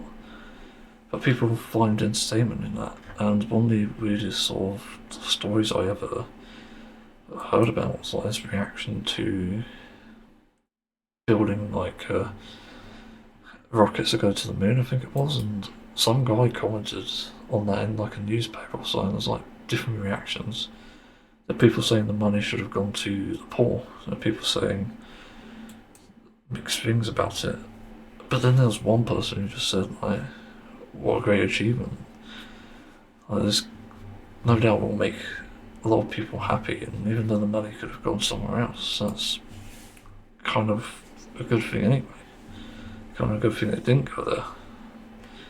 Because, again, people look at this as a source of inspiration or even entertainment. It's sort of how I feel towards certain content creators on YouTube even. People who make like videos on Genshin Impact and like, I start a lot of HYPERSKY games in general. Even though I don't like the games and I don't like the catcher. Which by the way I submitted in a feedback thing just a moment ago. Because I kept getting fucking texts from them. I don't know why they started doing that. Obviously I thought it was a scammer first. I thought my phone number was compromised. But turns out it's just them being greedy. So yeah, I gave them a piece of my mind. That's again the problem, that money speaks to people and then that causes issues. It's when the money speaks to you, you got the problem that's like the forbidden fruit. You don't need all that money. You don't need everything that's in front of you even. Of course there's a line to draw there. You don't want to be below the line, that's for certain. But some people are so far above it that they don't actually need it. They don't need all that stuff. I think of all the car collectors and like various millionaires and billionaires out there with things they don't even need, let alone deserve. There's always people who, almost always anyway, people who just don't deserve it. And I even saw this story recently, I don't know if it's true, but Trump is like buying out, was it Warner Bros, Discovery and Netflix? Like, imagine what the fuck that's going to do to the world. That's just going to completely fuck us. Like, what else is it going to do? It's why it's so dangerous and why we can't really allow these things. Like, Jesus Christ. So yeah. But the final analogy I have to mention, I'm not sure if I explained everything, that other point about like addressing billionaires and whoever at this point. But the other analogy is literally One Piece, where you have a devil fruit. And weirdly enough, it's kind of like this sort of, it's not really a balance, but it is kind of like a corruption. You've got the, obviously the benefit of the devil fruit power, but you've got the curse of never being able to swim again. In a world where you have to fucking be a pirate to get by, even just in the Marines, which are on the sea. So there is a trade-off as usual, and people need to acknowledge that, because that's exactly what it's like. You know, if you're a big rich CEO or something, a big billionaire, even just the president of the United States at this point, like people are going to hate you just by nature, or by virtue rather, of the fact you have too much money on your hands, and people need that money. So of course, there isn't really any satisfying everyone in that case. I definitely don't deny that. But at the same time, people are just so corruptible, and that hurts people on the bottom end, and then it just gets out of hand. And I think people do really suffer as a result, even though you may not realise it. There is literally a lot of suffering involved.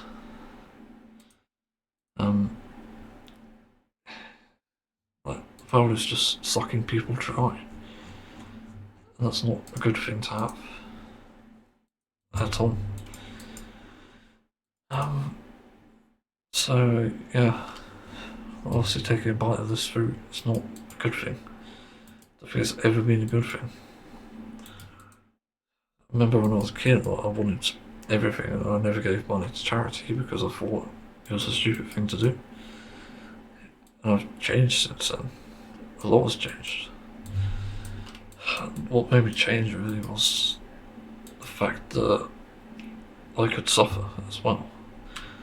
So realising that, obviously it's a bit stupid to say, but I do have some things in common with victims in these cases of like whatever the world's throwing at them, whatever bullshit there is. And that then made me realise as well that, you know, because I'm suffering as well, I don't want people to suffer like I have. I was going through anxiety, I was going through depression, and just my autistic self, I wasn't sure what to do in life. That just opened my mind to empathy. That really solidified the fact that the world isn't that simple and we also need to be kinder to each other. So that's when I just started to give a shit about people. Started to care. Because that's important. It's important to care for others. Though it may not be beneficial to you, that's not the point. I think you just need to take a dive and just care. Just do something right for once. I don't think that's really difficult to do, to be fair. But anyway, I think I've talked all long enough, so I better move on to do stuff. So yeah, move on. Stop recording. There we go.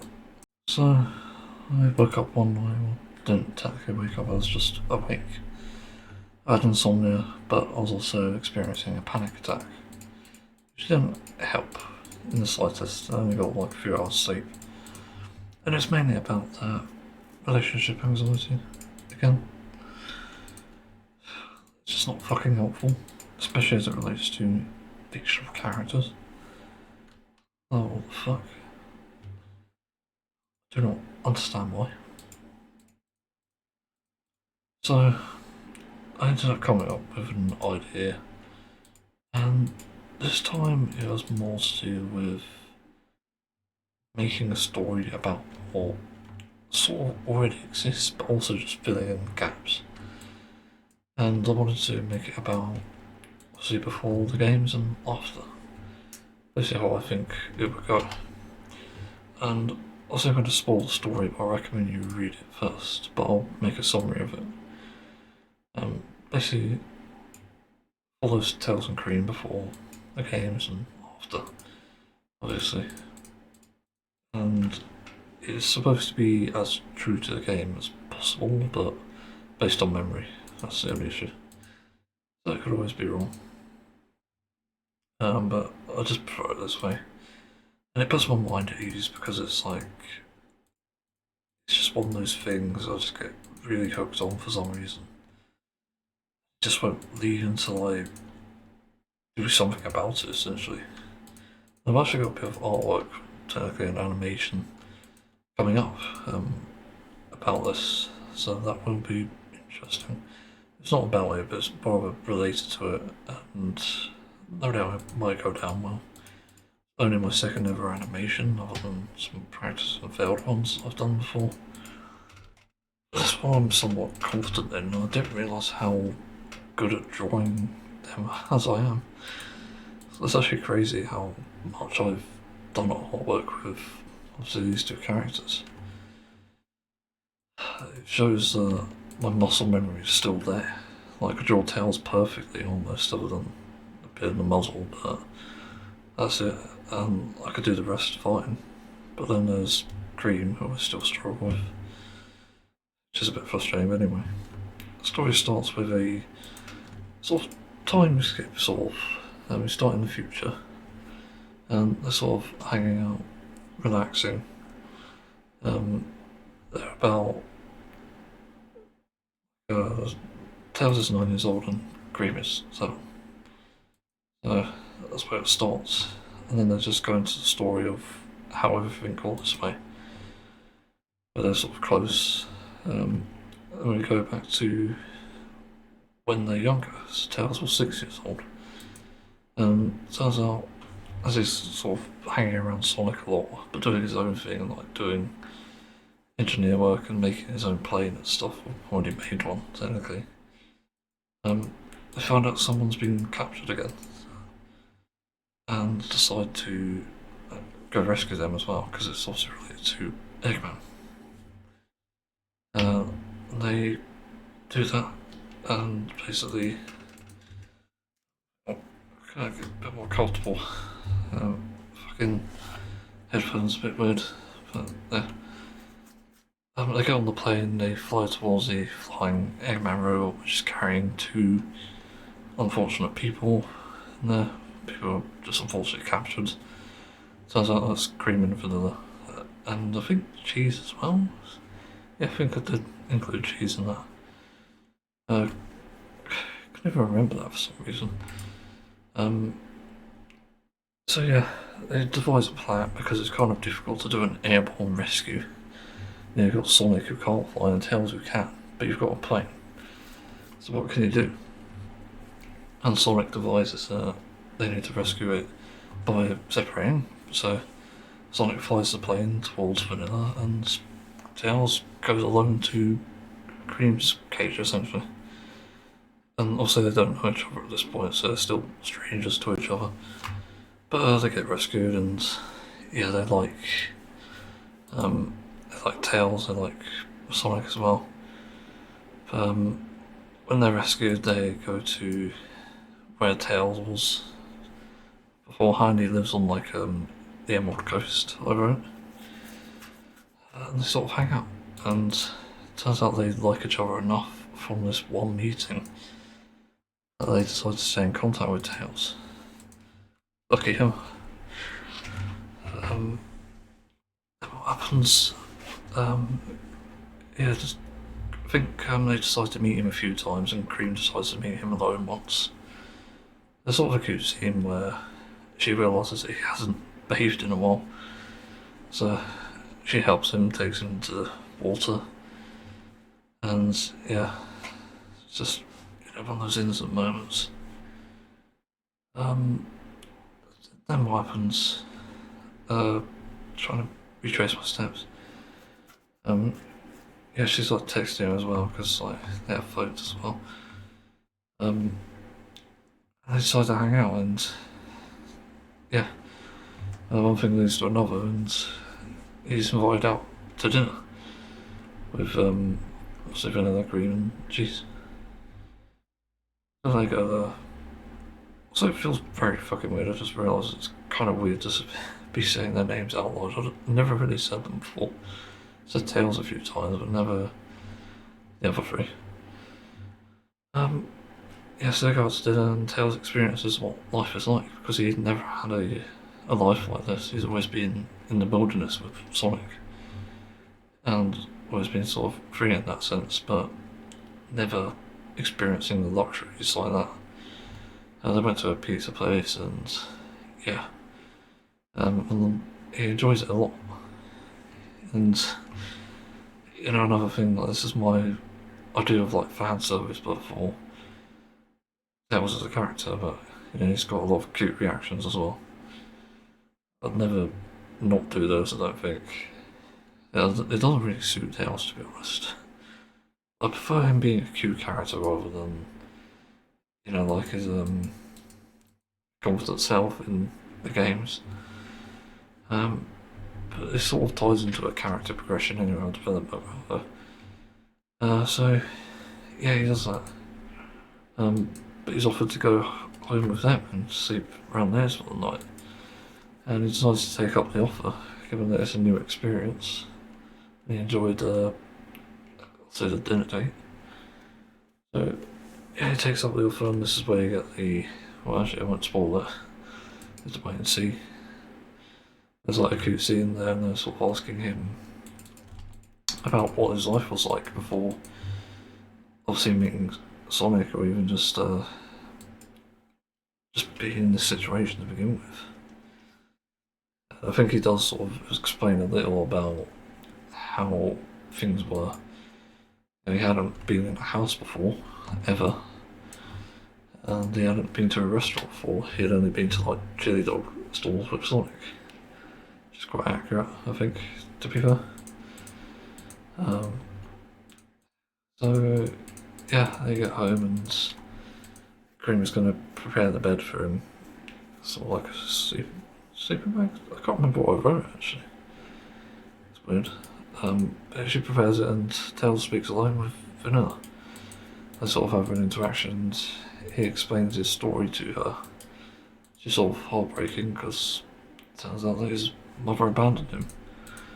He never knew what it's like to grow up with parents, and Vanilla offers a full hospitality towards him for that because they do know him from the news and stuff.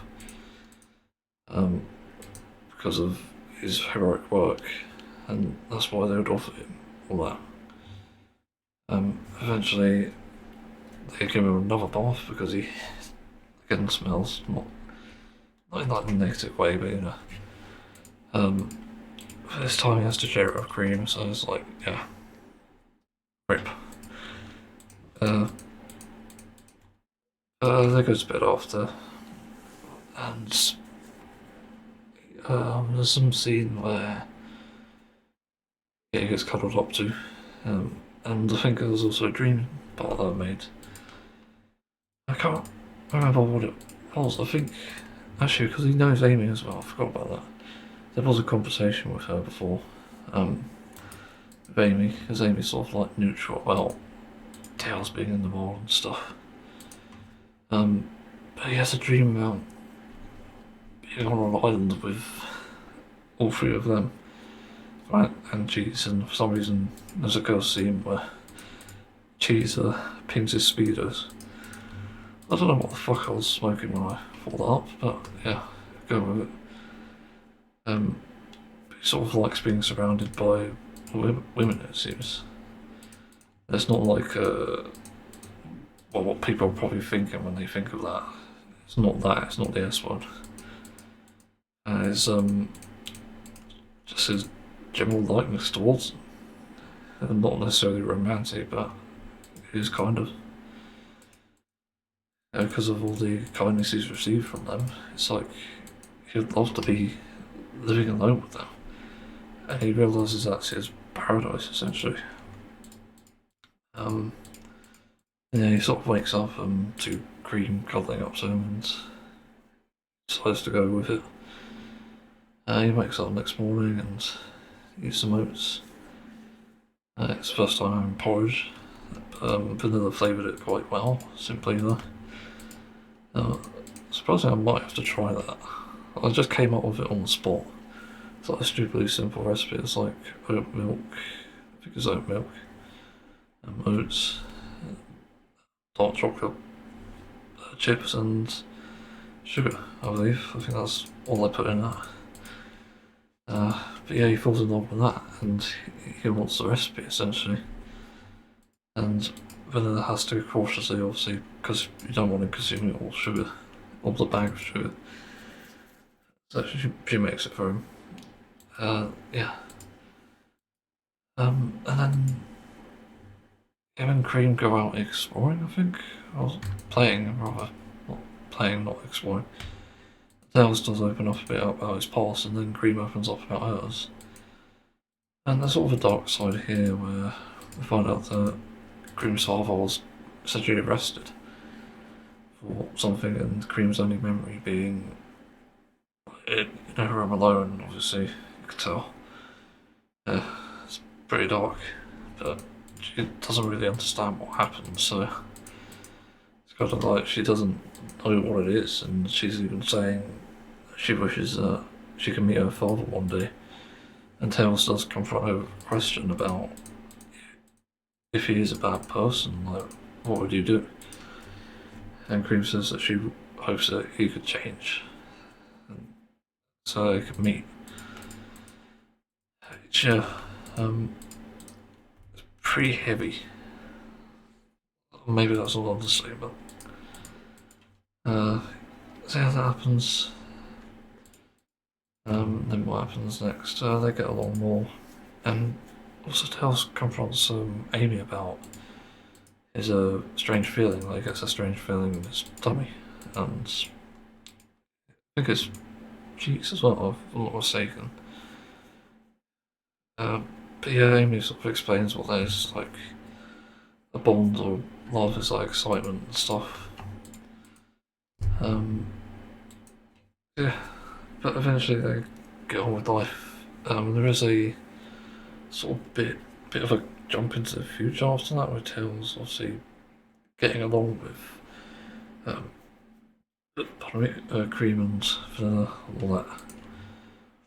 And yeah, so that happens, but into the future they start to make progress in how they do things, and they go from obviously this stuck on their own planet, Earth pretty much to deciding to go into space and design a spaceship, but then you also need to recruit people to obviously help out, to keep up the spaceship, to help out fight Eggman, because Eggman's gone into space. Essentially, you have to be completely like defeated on Earth. So now they have to follow him there, so they can stop him. They recruit someone, and they have to do like interviews. And Tails and Cream is a sort of team, so to interview someone themselves. And this one's like a fluffy fox guy, and the fox guy is like 10 years old, I think, right? But this is what I make one of the sort of, I don't know what you call it. I was about to say socialist, but not the right term. I guess one of the points like on equality, sort of about, because I was thinking about this the other day. It's like I was thinking about chivalry, like how Cream ironically would probably die for Tails, and that's such a cool idea that I thought, you know what, why not make it a type of chivalry, but obviously for Cream, and not for Cream to do for Tails. So I sort of wrote that in its own way, and yeah, like it's kind of crazy what happened there. It's like this wolf is not actually that nice. He wants to beat up Eggman essentially, but that's where things get suspicious, and he starts to sort of pick on Tails, saying that, because this ties into another social aspect. He picks on Tails for being quiet and shy, and starts to try and beat him up. But obviously, Cream is there to stop him. Well, he's trying to, and the fox is kind of stronger than them. They're struggling a bit. Not the fox, the wolf, I mean. So he's trying to still focus on Tails despite Cream stopping him. And he still fails, and Cream eventually had enough when Tails tried to fly away, and the fox managed. The fox and wolf, fuck, I keep messing it up. Tails tries to get away, and the wolf jumps up and manages to reach him, like grabbing his leg, and then tries to climb up and basically beat him up.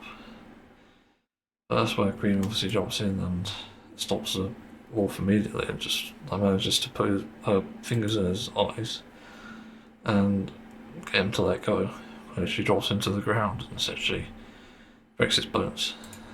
So that's where we're at with that. Yeah, he got served.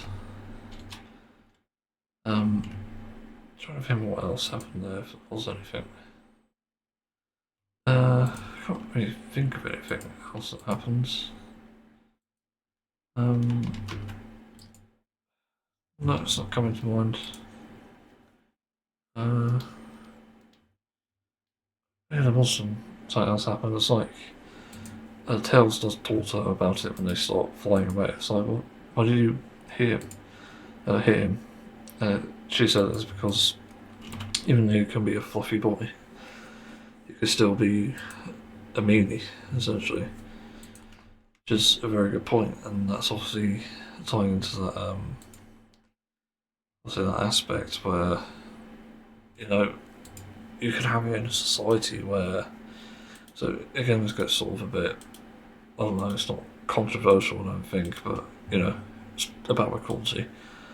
You know how it's generally condemned to hit women, which I definitely agree with. Fuck, it came out wrong. I agree with condemning it. I mean, but it's like, if there is someone being an asshole to me that is a woman, would I fight back? Like, well, I'd have to if it's down to physical attacks. Like, definitely. It's not because I'm. And that's the other thing I forgot to mention, that I will mention it eventually. But it's because I have to fight back. It's not because I want to. It's because I've been forced to. And that's the difference. I'm not doing it based on gender.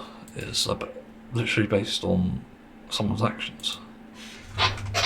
That's the massive difference there. That's why I can generally look past it and act on that.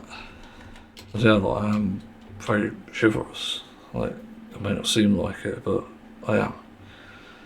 But that's like one of the only times I give it up, and as is the story here, in this story I wrote, it's like Cream gave up that chivalry towards obviously fluffy boys and attacked because he was obviously being naughty. It wasn't being nice to Tails.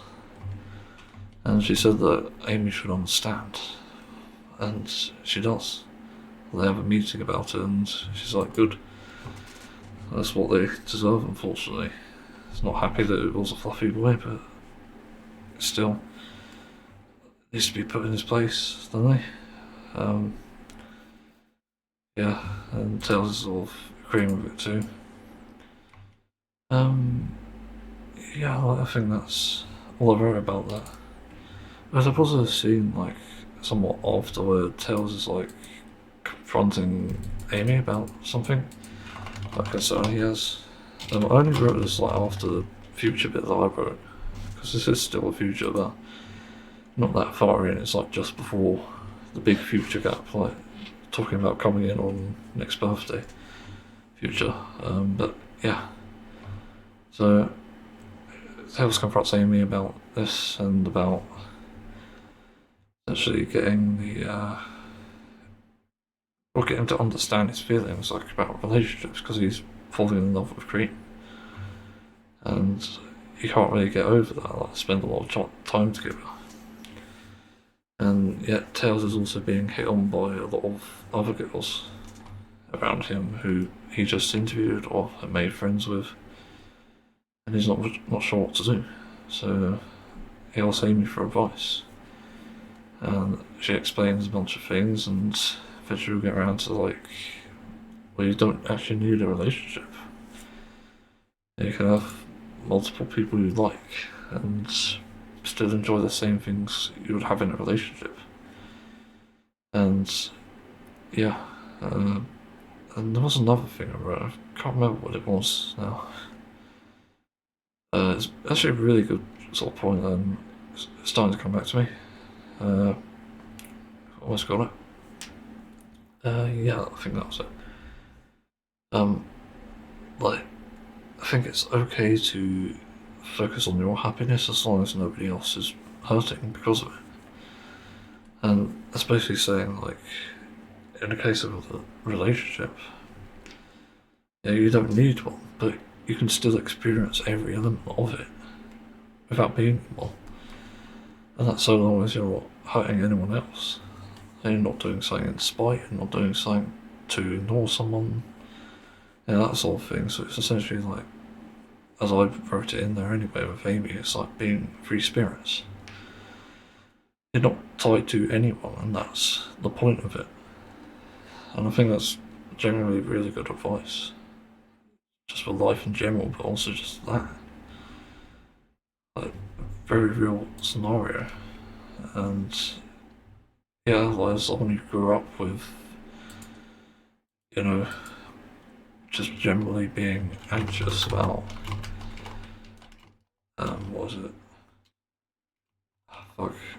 Like, crushes. Like, I had crushes in school, and the hardest thing about having a crush is when they fall in love with someone else. And that shit is, like, so fucking devastating. I don't know if I've ever had a pain like that ever, except for maybe a breakup. But the breakup, I think, was easier to cope with because it's like being unrestrained, even though I wasn't the one who initiated it. It's kind of strange to say, but literally, the breakup is easier than the fucking. What am I about to say?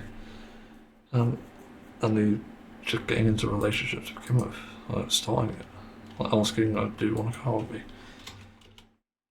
Had I known that there was such a thing as being a free spirit in that sense, for lack of a correct term.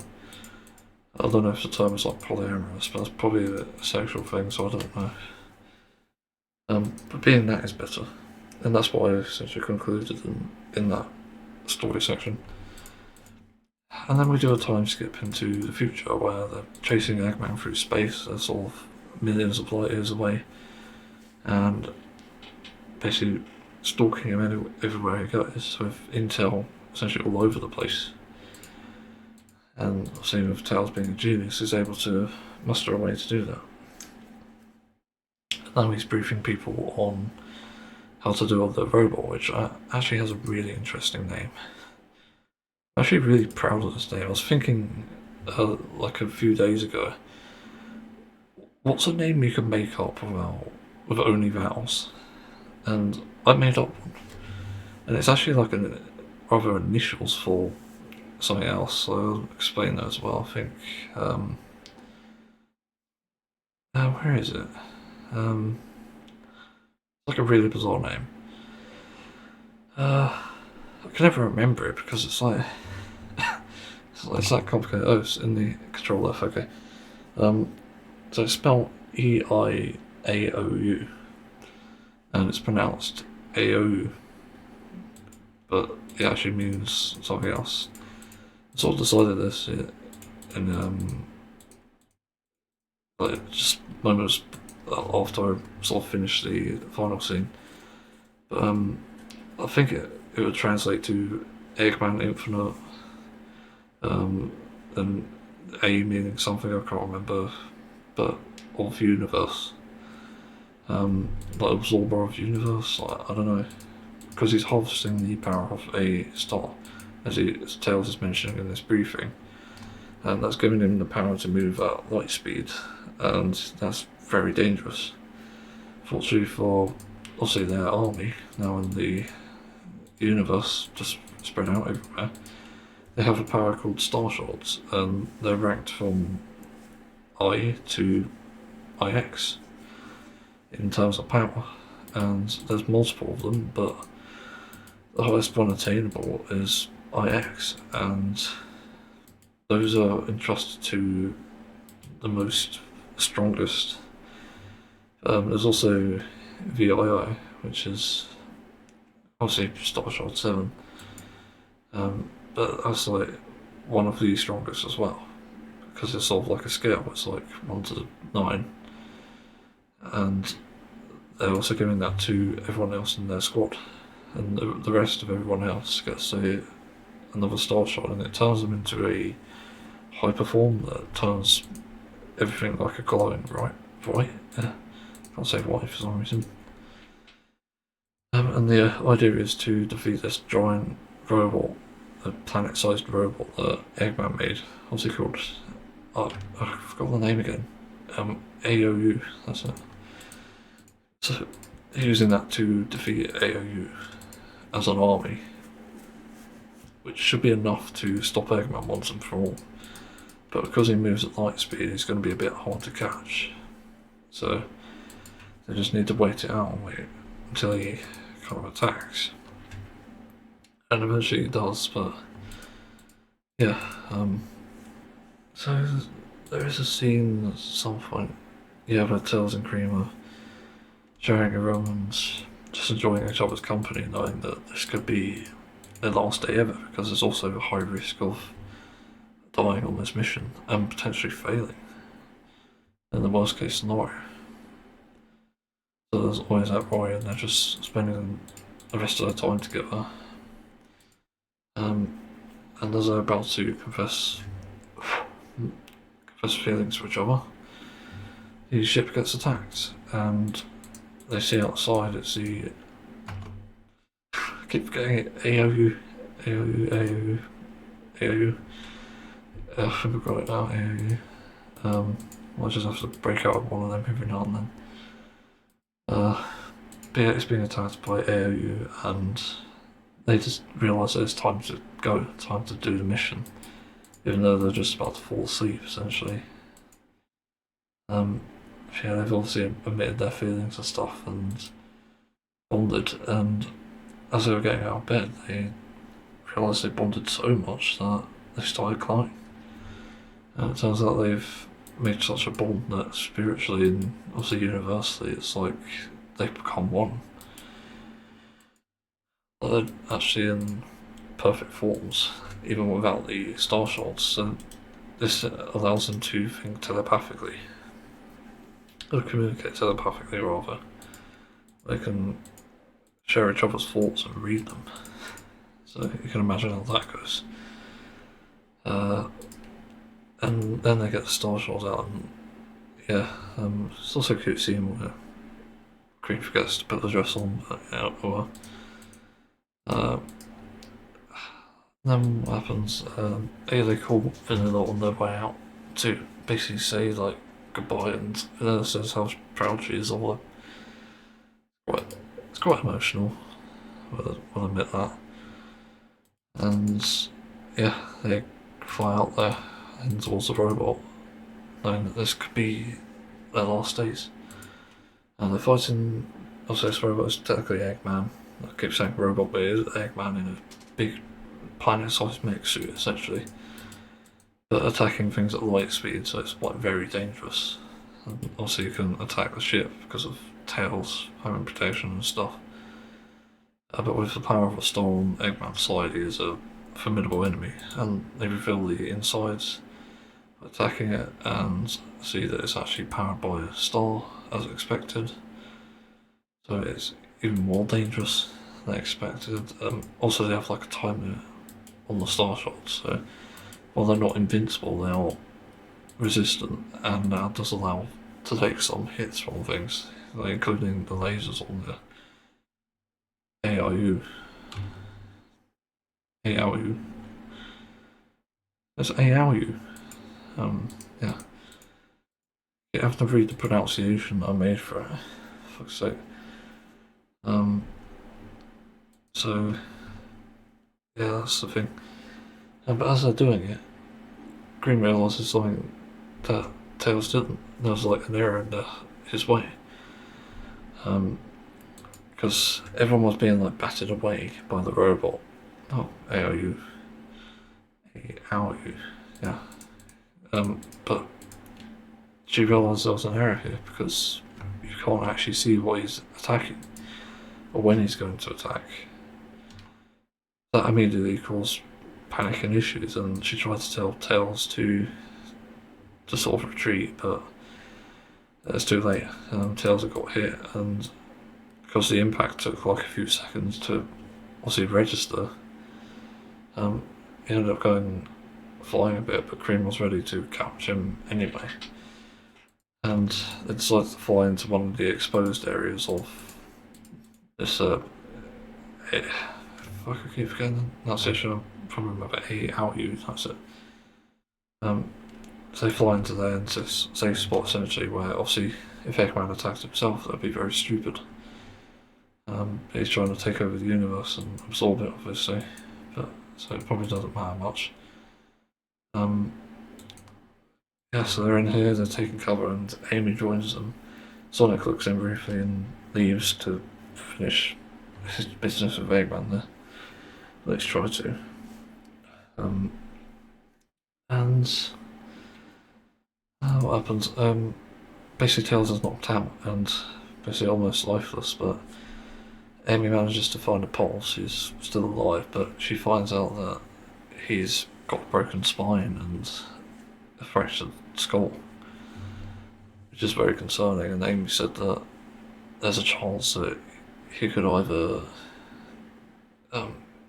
come out with major injuries or brain damage, or even just die. But it's like really down to chance because there isn't much they can do in this moment because obviously they're fighting. And Cream sort of falls into sadness realising that, and she begs her to essentially save him, to retreat and go back and treat him, essentially.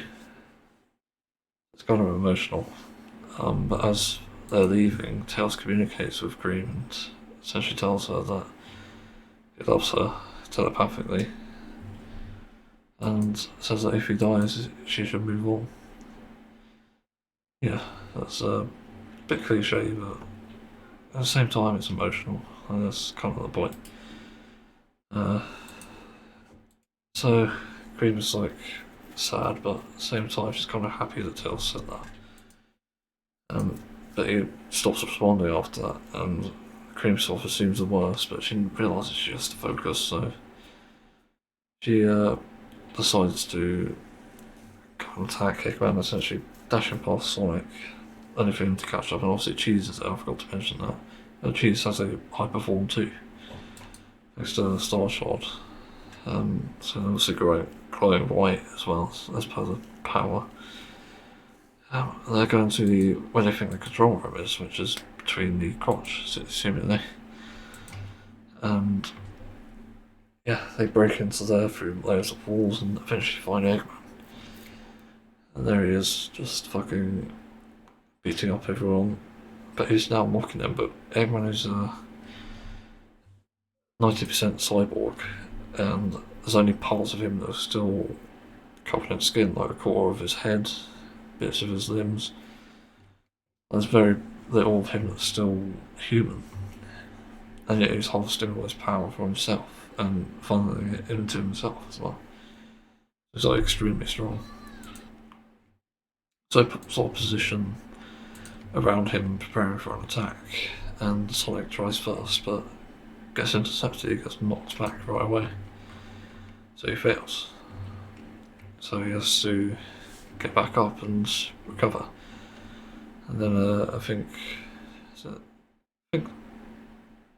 Cheese positions, and Cream is just standing there, just worried. But at the same time, she's just infuriated by Eggman existing. She's sort of saying a bunch of things now about how he's caused too much suffering and this has to end now. And yeah, she's obviously not herself now that Tails has been essentially knocked out and potentially injured or even killed. It's kind of hard to live with, and she's starting to fall into despair and hatred for that matter. And I think she does try to attack, if I remember correctly, but can't do it because Eggman's too strong. And she sort of falls back, and it's kind of like saying her some lines, and yeah. Also, there's a part I recommend you read. It's kind of cool actually. It's one of the fucking darkest and heaviest sort of forms I think I've ever seen in a series. It's like she's so into this despair and hatred around everything that's just happened. And even just seeing Eggman is just impossible to defeat, that she actually just vanishes from existence. Like her body's like there for one moment in this light, and she just starts to fade away. And Eggman actually attacks her and sees her basically scatter. Parts of her just scatter, but they're not bloody or anything. And because she's gone, Eggman thinks he's won, and obviously he had like, I forgot to say, he had a laser out to kill them, basically powered by a supernova, but the mass of it's so heavy, you can't actually move it fast enough. So all the energy that's going in that is essentially deadly. Or rather, like, breaks the fabrics of time and space, which I forgot to mention. Because he has so much energy, he's actually breaking the fabrics of time and space around him.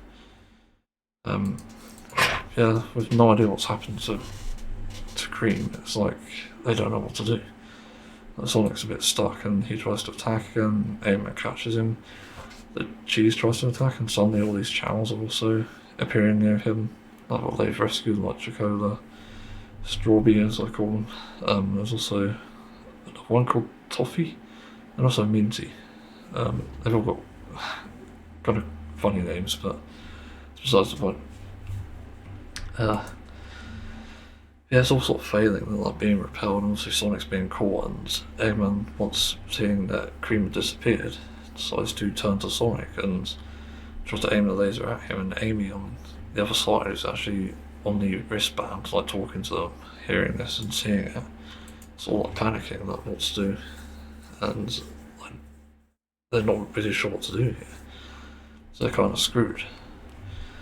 And that's when a dark, sort of reverberated voice appears, and they immediately recognise it, because even though it's deeper, it sounds like Cream, but it's not like a happy sort of tone. It's like she's in complete despair. And this voice is appearing, and suddenly, as Eggman was about to kill Sonic, it gets interrupted, and my throat's going weird. The laser's about to hit Sonic, and he suddenly drops it, and there's like a black hole appearing in his chest, absorbing him essentially, and Cream's voice is still appearing, and it's kind of scaring everyone because they're not sure what this is, and Sonic's obviously about to be caught by it because he's right there. He's still in Eggman's grip, but he was let go in that moment of dropping the laser as well, and having it turn off automatically. And then what happens? Eggman's still being absorbed, and Cream's saying a bunch of stuff, just like really unlike her. It's like unusual. It's dark stuff. She's saying that Eggman made too many people suffer, and so she's got to show him what it's like. And Eggman just starts to disappear in this darkness, and he gets absorbed by it, and Sonic's watching this in horror, and he's now asking for advice on what this could be. And Knuckles is on the other end somehow. Talks on the wristband, obviously, got this sci-fi wristband, I forgot to mention that. He explains how there's like this ancient thing in the universe where if you fall to despair and hatred so much, which is again unusual for Cream, then you fall into this form where you can essentially fulfill a sort of dark desire in that sense. And it just allows you an insane amount of power. It's like an extremely rare occurrence. So that explains it. But eventually Cream materialises again with basically her hand holding Eggman's heart. His real heart, and Eggman's body obviously disappearing, but Cream is like translucent. But as she's like holding his heart, she starts obviously monologuing again, saying that he doesn't deserve to be here. Just again, not like her, but that's what attacking a fluffy boy does to you. And she's essentially gone nuts in a way. So eventually, like, Eggman's body disappears, and she squeezes the heart and basically kills him. There's nothing of Eggman left, and Sonic's still a bit hesitant about it because he's not sure what's going to happen now. It's a bit unclear. I've been talking for 42 minutes, it's insane. I might as well start to wrap this up. Anyway, skipping over that. He's just, basically Eggman's managed. Sonic is a bit scared, but he's glad Cream is okay. She materialises back, but she's a bit different. She's like crying and also smiling. She's just happy it's all over. And a few weeks later, she finds out that Tails is fine. He's actually awake and running, and eventually they get back to the present, and that's where they are. They're talking, and then they go to Hot Springs to talk about obviously how it can feel like 30 years have passed in 1 year, and Tails is asking Cream for what her theory is. And Tails just explains, I think he explains his, or maybe Cream's, I can't remember actually who explained it. So they're quite close, but they explain it, and it's sort of like, you just experience a different timeline every year until the right one appears for you, and this one seems to be that. That's something that happens. It's interesting. And then they just go on a date briefly. To hot spring and talking.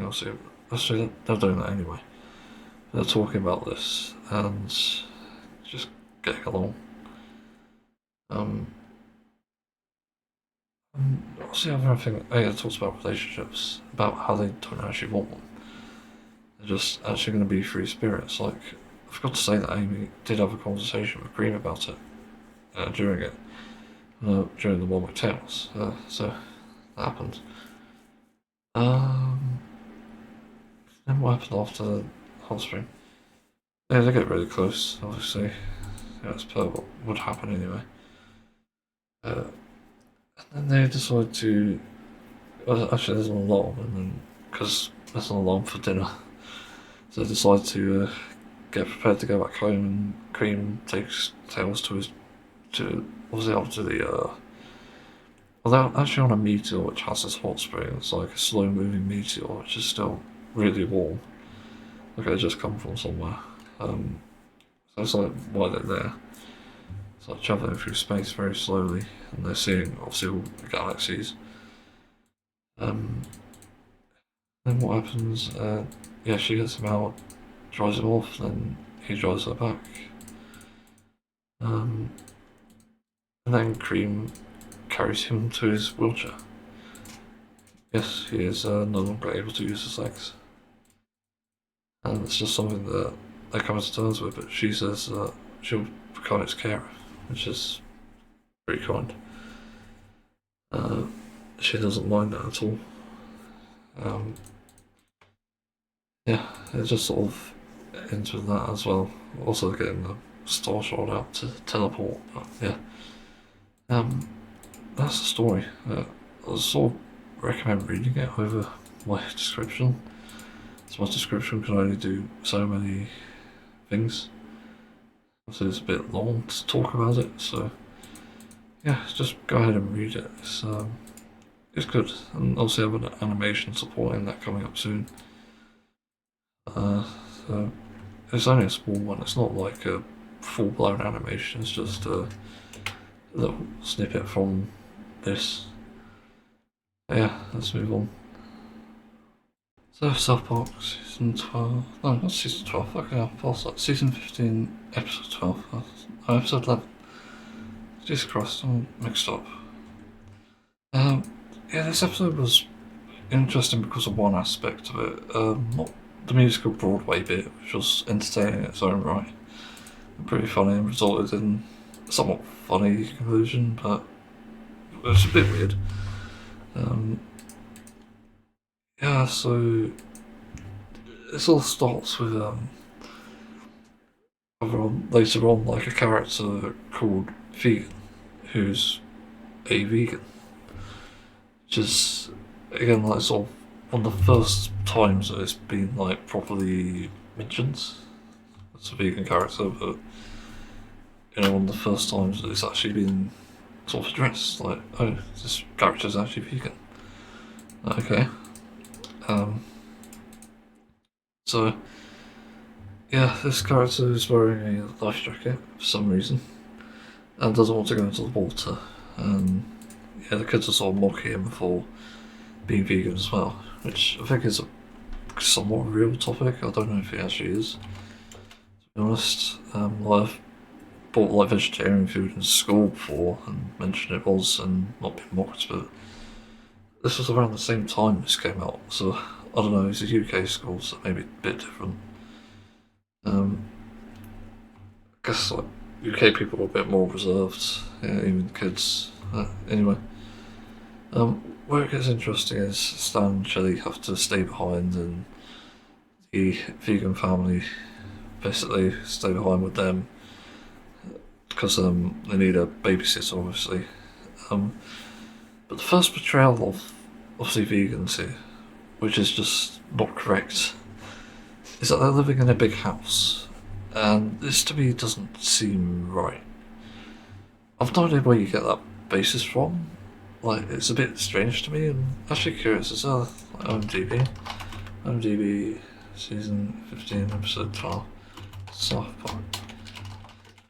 Because that almost definitely doesn't exist. With a select few, yeah, it could do. But from what I know about it, like, no, don't think there's many. So there's only trivia. The episode's collaboration with Robert Lopez, who collaborated in Pakistan. Australian musical rappers. Not really anything there. Some quotes.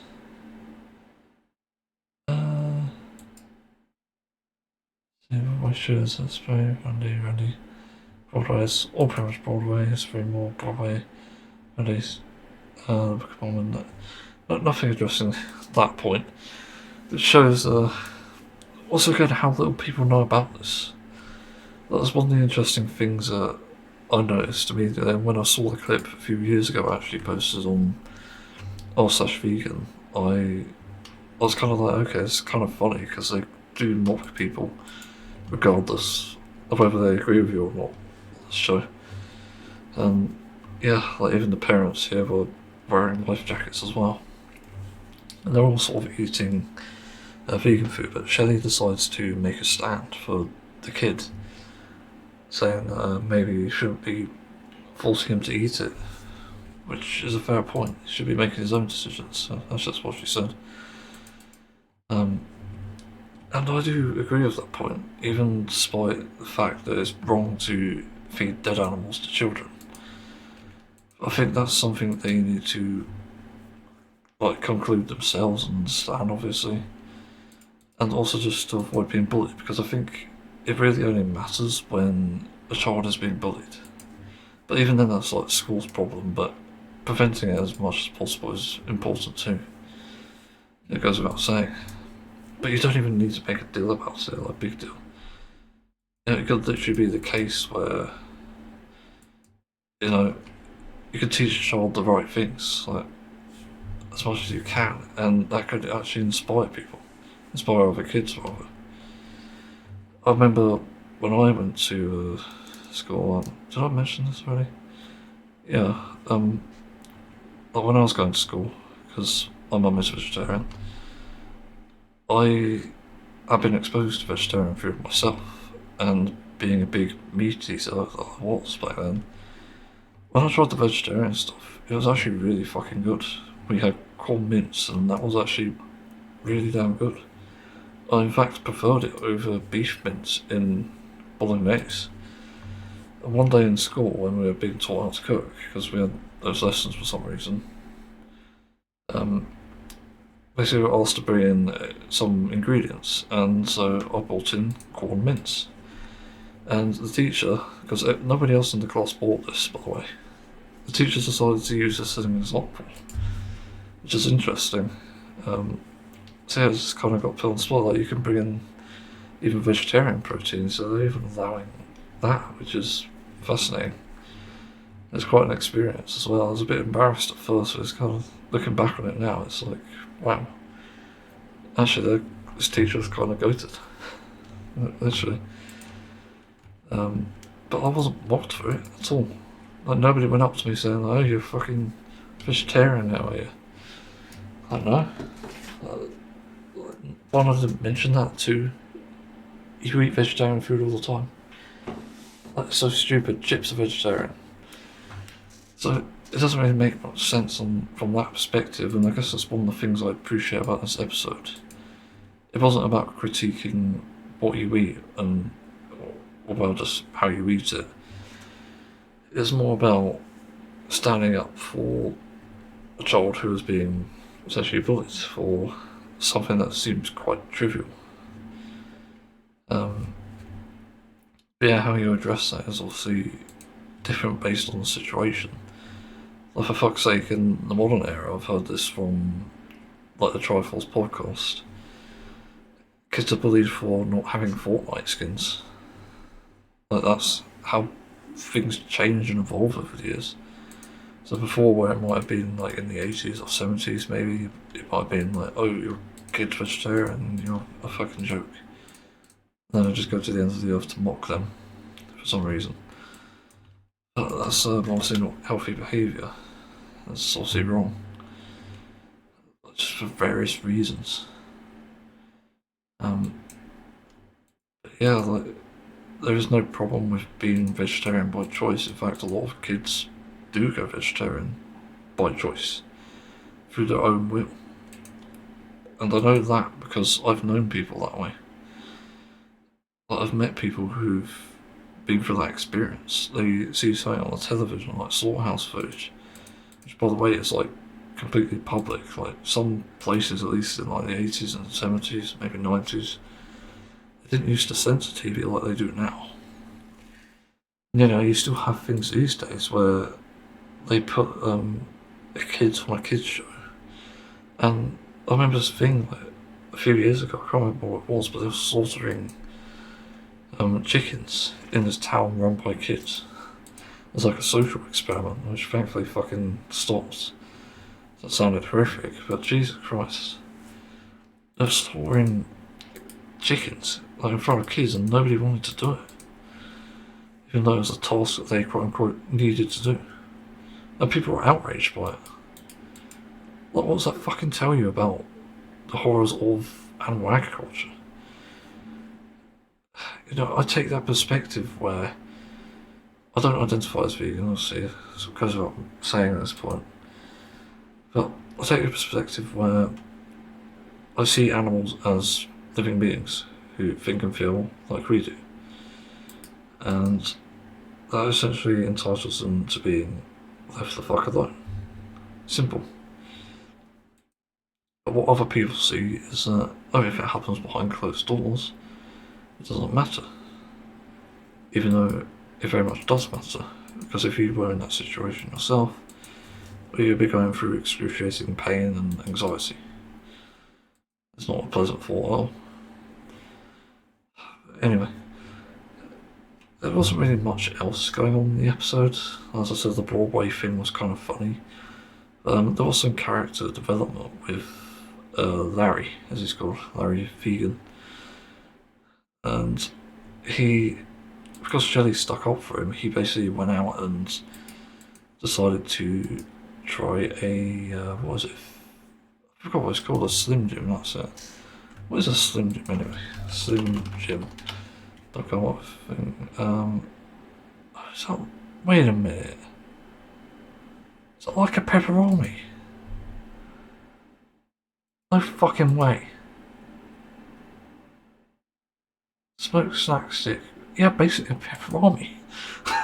Fucking, are you kidding me? I didn't know America had that. Interesting. Yeah, I used to love those as a kid.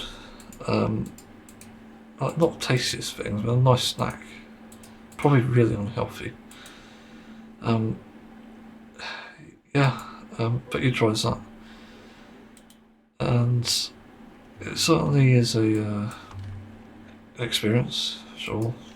Like, I don't know how it feels myself. I have been through that. I went vegan in 2016 and stopped because of my relationship. My girlfriend at the time, because power of holiness, I wanted to essentially be more like her, and that backfired for good reason. I tried meat again, and it wasn't as special as people made it out to be. It wasn't like, oh, this is actually really tasty. It's actually reminded me of why I stopped eating it. Like, this isn't actually as tasty as I remember. So that's one thing in this episode that didn't actually age well, and likely won't. But it is a kid, so you don't know. I'm pretty sure taste buds change over time as well.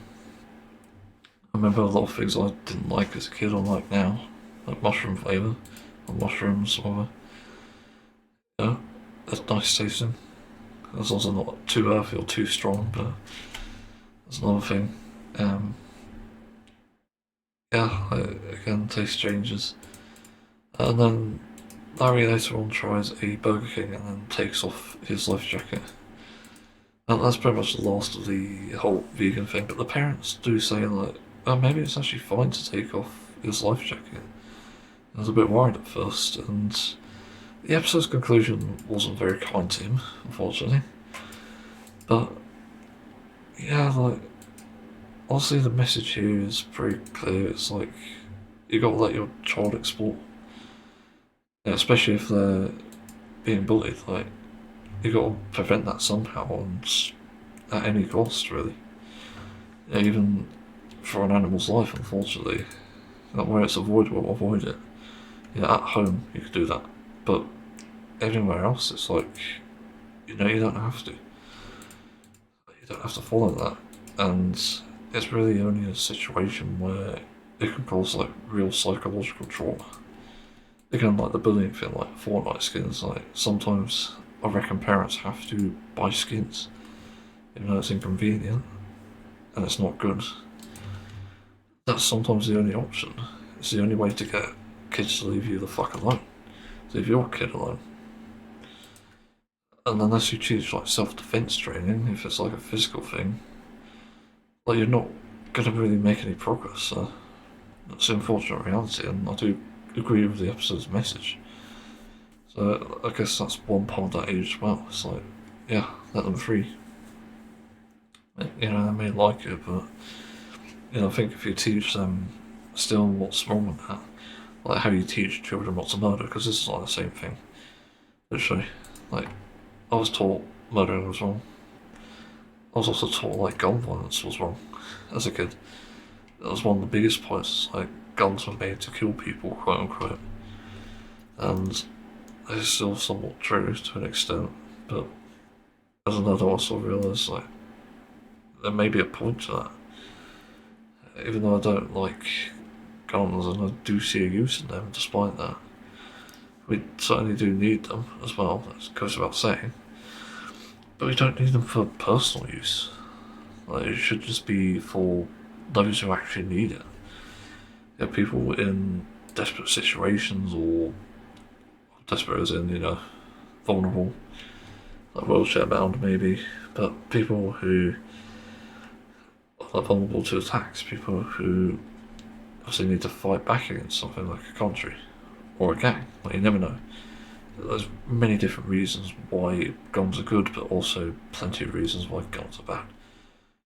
And, you know, it's the same thing. You're taught this, and you know, as a kid, you don't really know any better, and that's why you should always do the best to look out for your kids, and that's why I don't really condemn feeding children vegan diet, which is what the episode's what subplot was about, or B plot rather. And so yeah, again, that's like the only point I don't really agree upon. Um, Again, I'm mixed on the sort of house thing, and the life jacket thing is obviously like a joke. It's not real. Don't really know anyone who does that. But yeah, they did bring up like good points, like being vegan to stop cancer, and I forgot the other thing, heart disease. Yeah, I think that was it. Which is accurate. That's actually true. It prevents cancer and it does stop heart disease. So I was surprised by that. Certainly, that's real. Quite ahead of its time, given it's 2011. I reckon it's probably something to do with Peter, though, unfortunately. Probably something they made that got Matt and Trey's attention. So, I don't know. Yeah, not really moved by the message exactly. It's sort of something I've always believed. Again, in the case of bullying, it's like you shouldn't be teaching children to be arseholes, you should be teaching them to be great defenders. That's what should happen, really, in that situation, rather than like let them explore. But then, if there's no other option, then that is the best option. You know, it sort of takes place. It's just like natural order of things, I guess. I'm not sure the correct term. Anyway, let's move on from this topic. I'm gonna make an outro. Might as well. Yeah, thanks for listening for whatever reason. Don't know why you would.